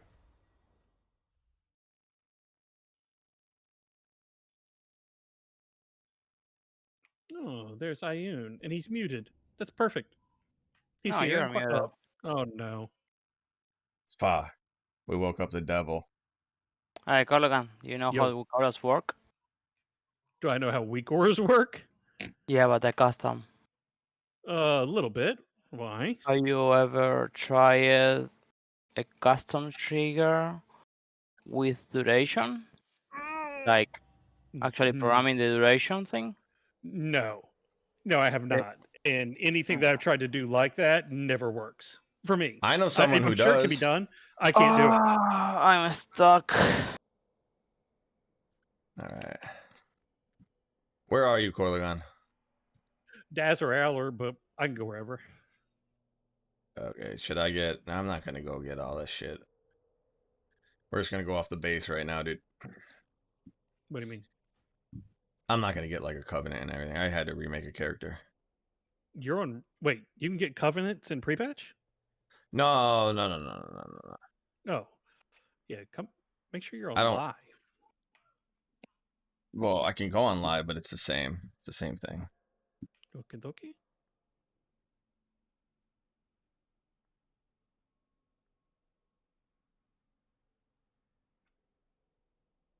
Daz or Aller? Des Suraller?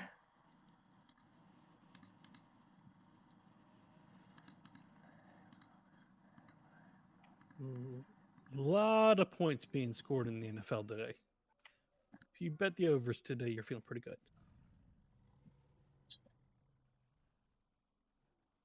Go to...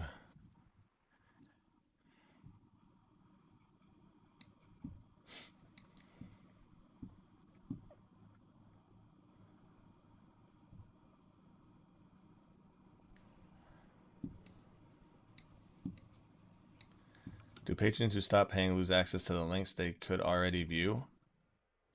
I mean, you have the links, so no.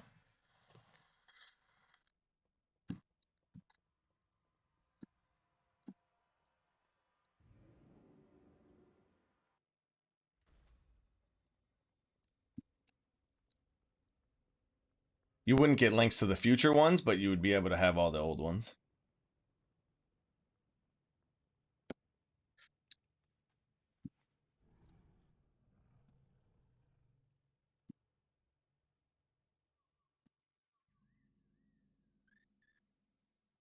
No problem.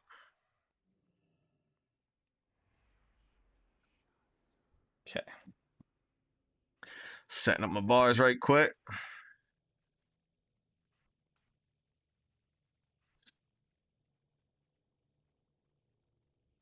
Oh, you're gonna have like essences and shit that I don't have, so Mhm. Yeah, that's correct. But I can't imagine any of these. They might make a difference in like total numbers, but I don't think you'll make a difference in base, like how things work. Very little. Mhm. Like the priorities will be the same regardless of that. I think. Like you can guess if you can cast plague and it's not up, that's priority 1. I think that feels right.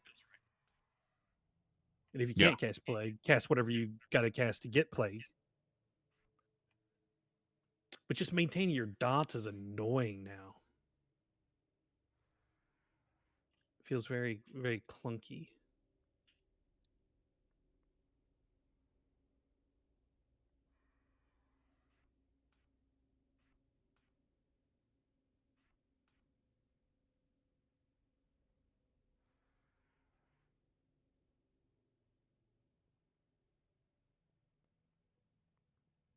Okay.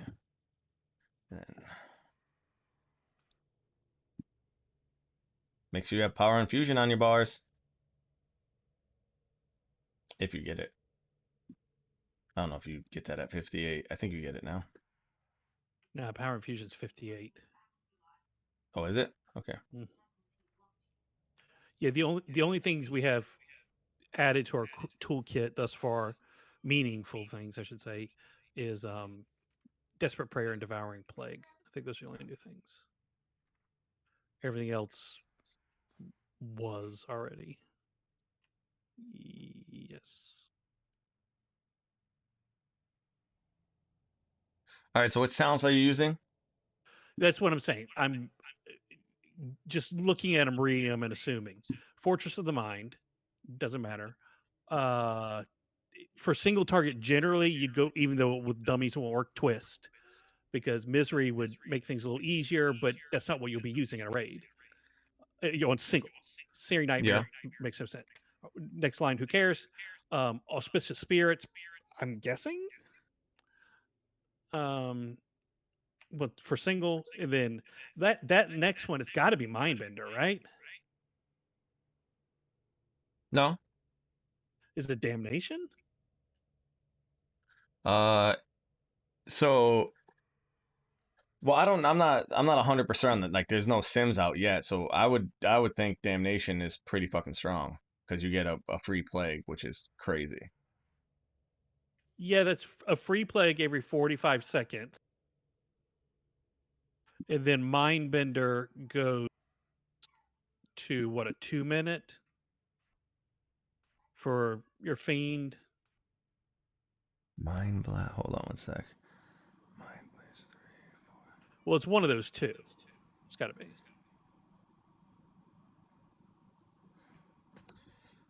No, it's a 3-minute cooldown. Yeah. So the question is, if you cast them in good order, you would get, in 3 minutes, you would get 1.5, 2. You would get 4 damnations or 3 Mindbenders minus 1 Shadow Fiend. Yeah, that's the question. Yeah, I'm not sure on that yet. Hungering Void is new, so we can test that shit out. Hungering Void looks good for single. That looks really good for single.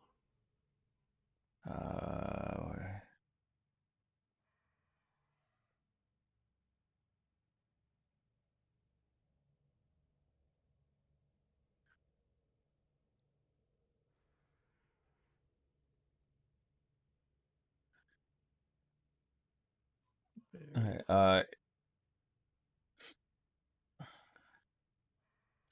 yeah. If I do this, well, let's get as few extra abilities as possible, right? I would do Jump. Misery instead of Twist for right now. What up? Fuck you, man. I got my whole rotation in one single icon with auras. Okay. What does that mean? Even the cooldowns.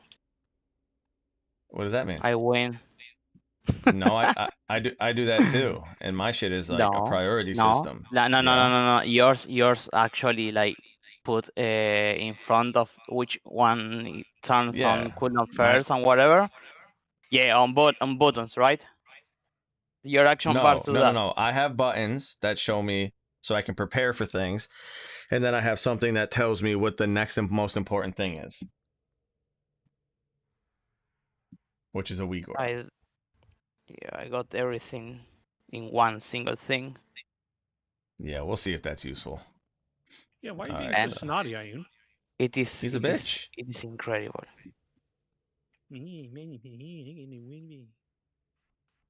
It's amazing.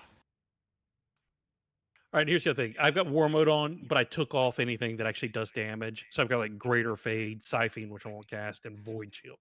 Because I had the instant cast Void Eruption up, but that's not a good thing because that would mess with stuff. But also PvP, have you seen that like Endless Plague or whatever? No. For Lasting Plague, it extends Devouring Plague by 6 seconds in PvP or against PvP players. That's amazing. All right, I'm gonna give something a run here. Okay. Like, when do you go to Void form? Immediately? Do you wait till you got your insanity up? I don't know. Let's read it. So it reduces bird blah blah blah blah blah during void form. This ability. I would think you'd put up your dots, and then you would go into void form. Let's see. Actually, I don't know where to fucking put this ability.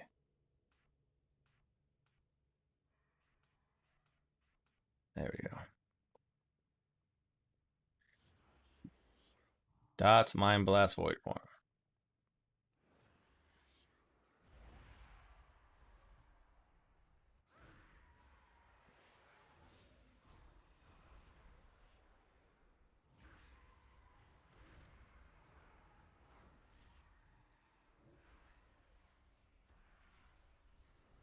Okay, I get it. So, but this has to be, and then I'm supposed to use Plague a bunch. Okay.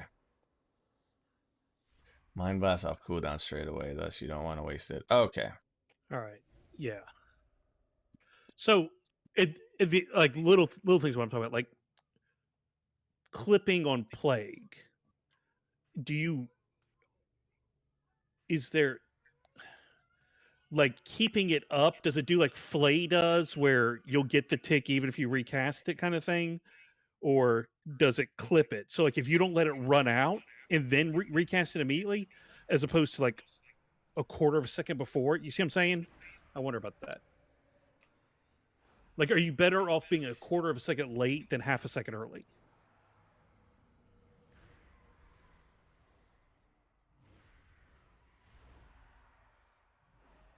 Because that is a lot of damage.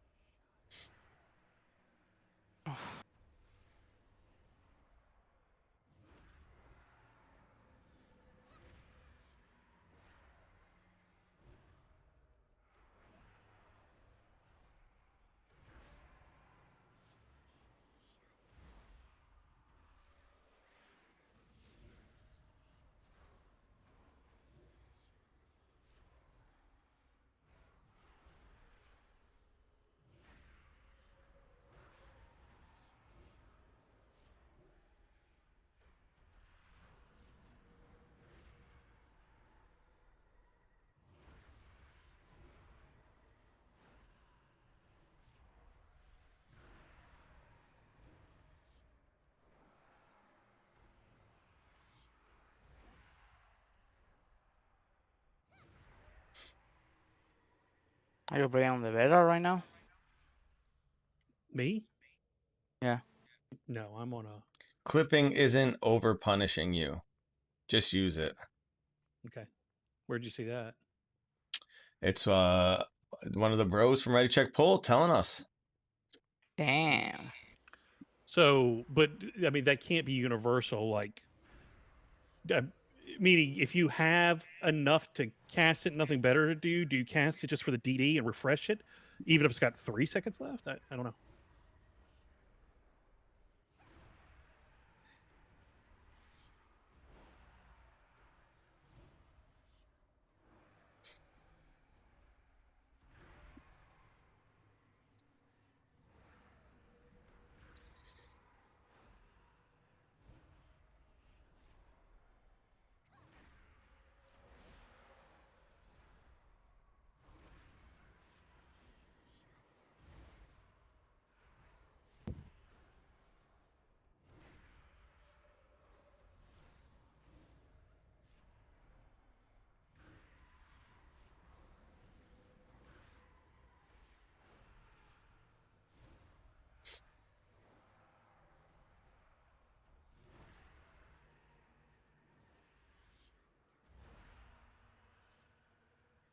Okay.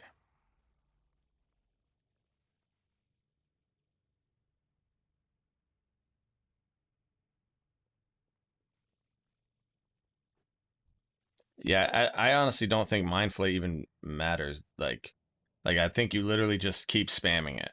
So it's No, like it doesn't matter with Mind Flay because they've made it so Mind Flay. oh, the same thing though with Yeah. But with you think Mind same thing with Seer. Plague? Plague. No, I'm talking about Devouring Plague. Devouring because- Plague, yeah, it always just refreshes the dot. No, Now it's like it adds on to it. Okay, so okay, so it It'll continues the extend it, damage yeah. no matter when you cast it. Okay, Yeah. right. So it's like if it's half a second from taking and you recast it, it will tick on that half second marker and apply the direct damage. Great. Exactly. All right. So I gotta do this.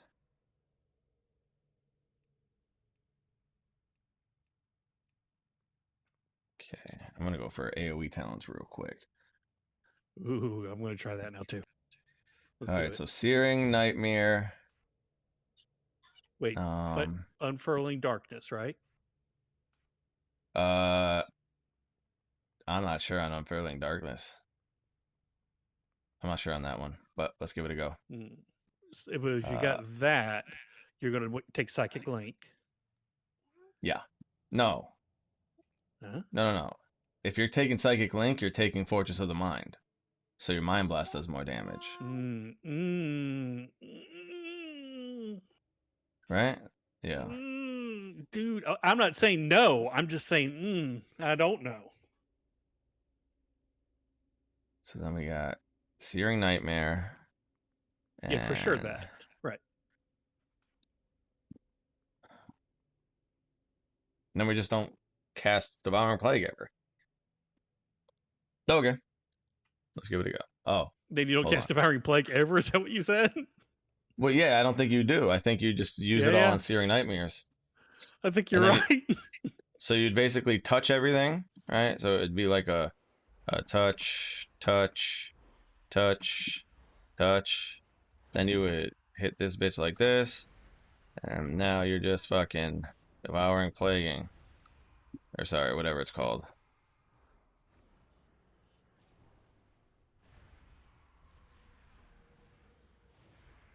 And but then you have to like re-add them. Touch, touch, touch. Kind of sucks that you have to do that.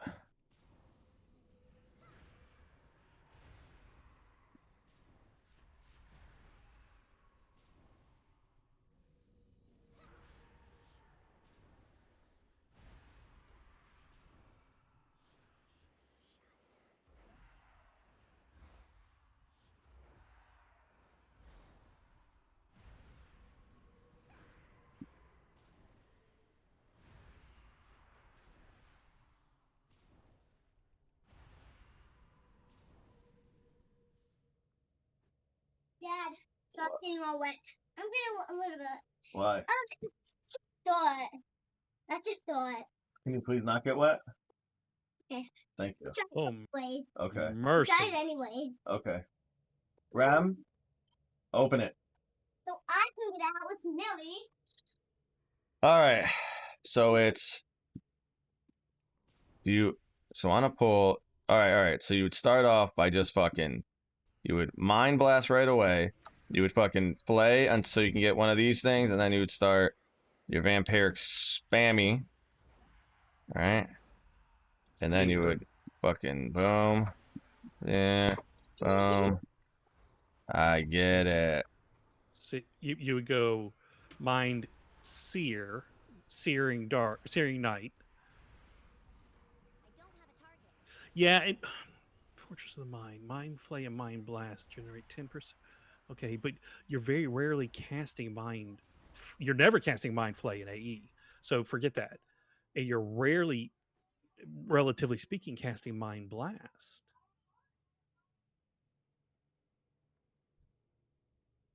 No, So- you cast Mind Blast because you get the free procs from it. Yeah, you do get free procs. That's true, but that's only when you're in void form. Yeah. No. Oh, dude. Oh, is that a passive now? I'm not sure. I was just getting them. I don't know. So I'm gonna hit them all up with touch again, and then I would Mind Seer, then Searing Nightmare, and now I'm just gonna Mind Blast every fucking time it's up. Then I'm gonna Mind Seer, Searing Nightmare.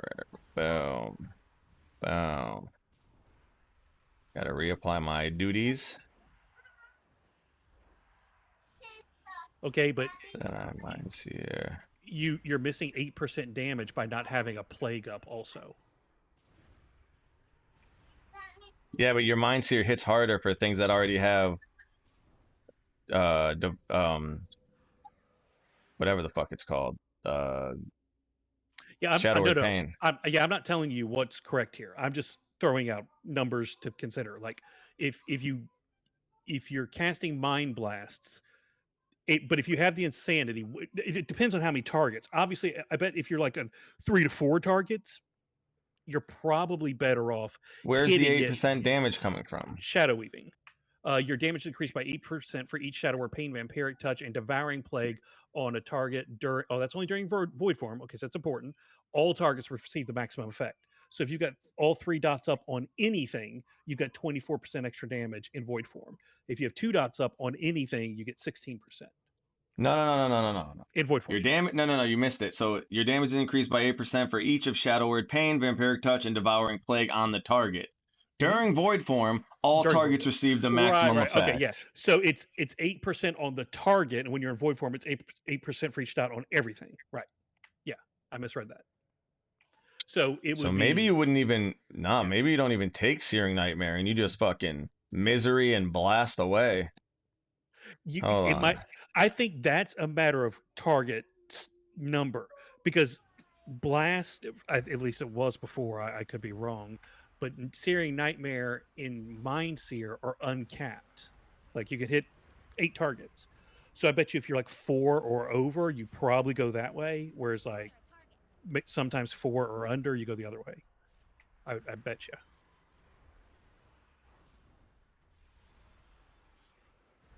Dark Thoughts. That's what that is. Okay.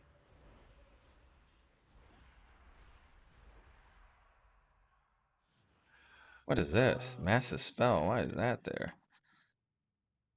Okay. Okay. So while you're searing, you get those procs, and when Yeah. you can't darkness, or nightmare, when you can't nightmare, then you use your dark thought procs to get to nightmare. Okay. Okay, I see how it works. Yeah, it's a little funky. Well, a little bit, but honestly, this isn't. When you think about playing Shadow before, it's kind of not that different. It's just that this time it's going to be more magey, where you're looking for the little proc over your head, and that means hit this button. And if you don't have it, it means hit the other button. And if you can't hit Yeah. either button, just keep doing what you're doing.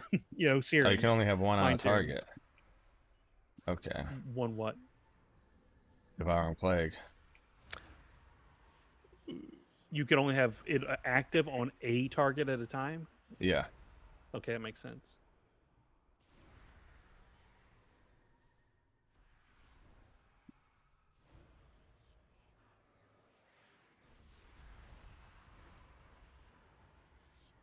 Yeah, you're right. This is different. Target something first. Mm-hmm. I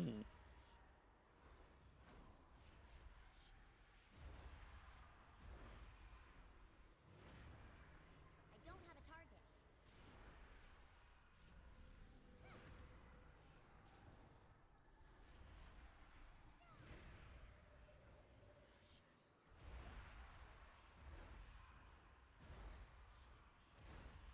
Do you know how much better it would be if they would swap like misery with death and madness? Because I'm not 100% sure about Furling Darkness, but imagine in AE situations if you could use misery and searing nightmare. Yeah, it'd be great. Yeah, bastards.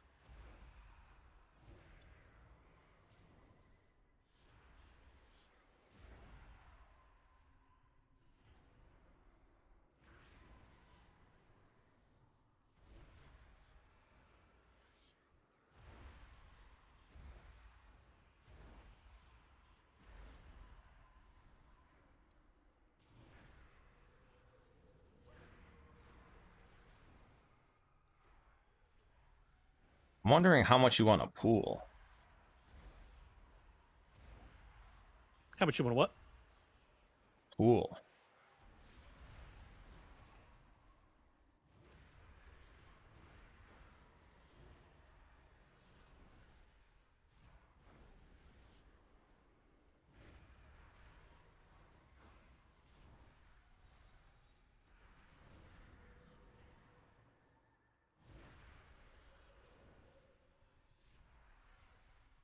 Yeah, dude, one of my kids must have jacked my sound up because I was like, the music in Dancer Howler is deafening.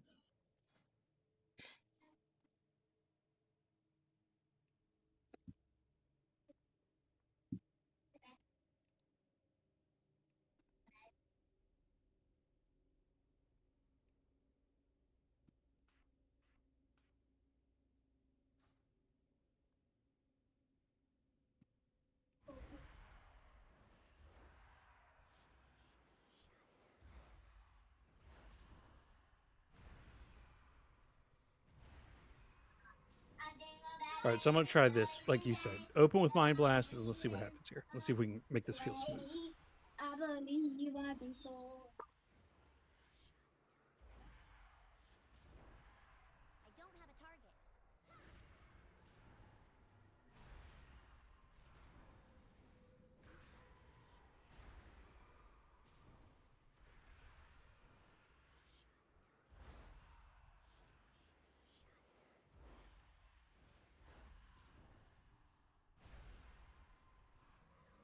Oh, wow.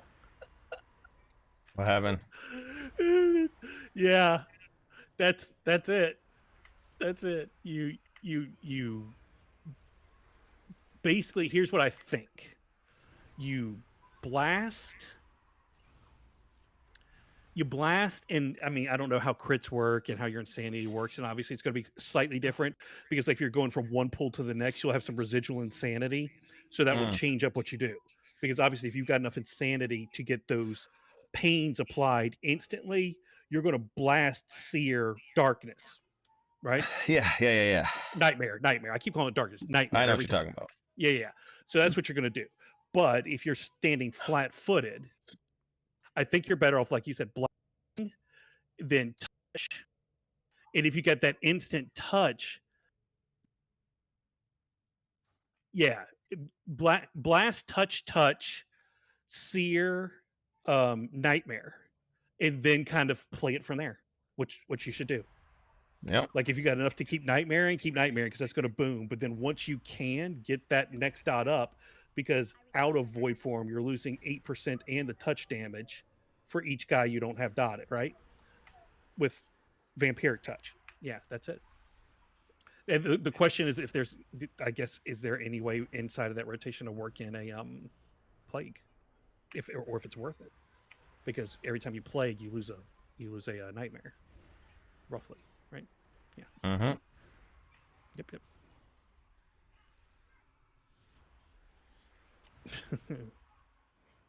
Actually, every time you devouring plague, you lose like 1.6 nightmares.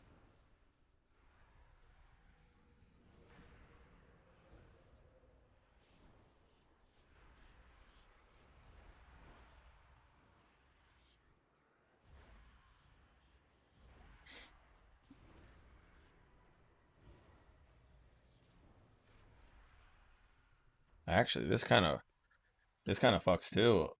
Hmm? Maybe are my spirits doing that much? Let me see if Psychic Link can compete. So if you go Unfurling Darkness, Misery, Psychic, or I was doing also as your spirits. Damnation means that you can Damnation into an Unfurling Darkness Vampiric Touch, and then your next one would be, then it gives Misery, whatever. Yeah. Just testing it out, no reason. Corligon's a Shadow Priest main, so. Yeah, I think that the highest potential is some combination of Unfurling Darkness, Searing Nightmare, Psychic Link Damnation, and then the last one, I don't know,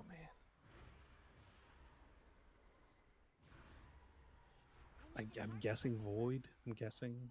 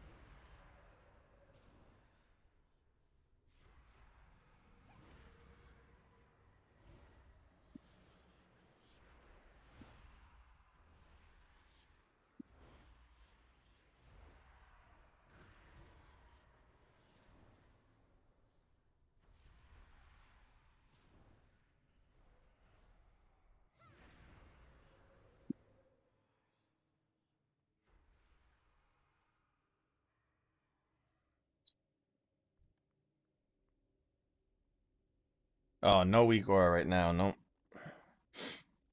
All right, so, and then you have fucking, okay.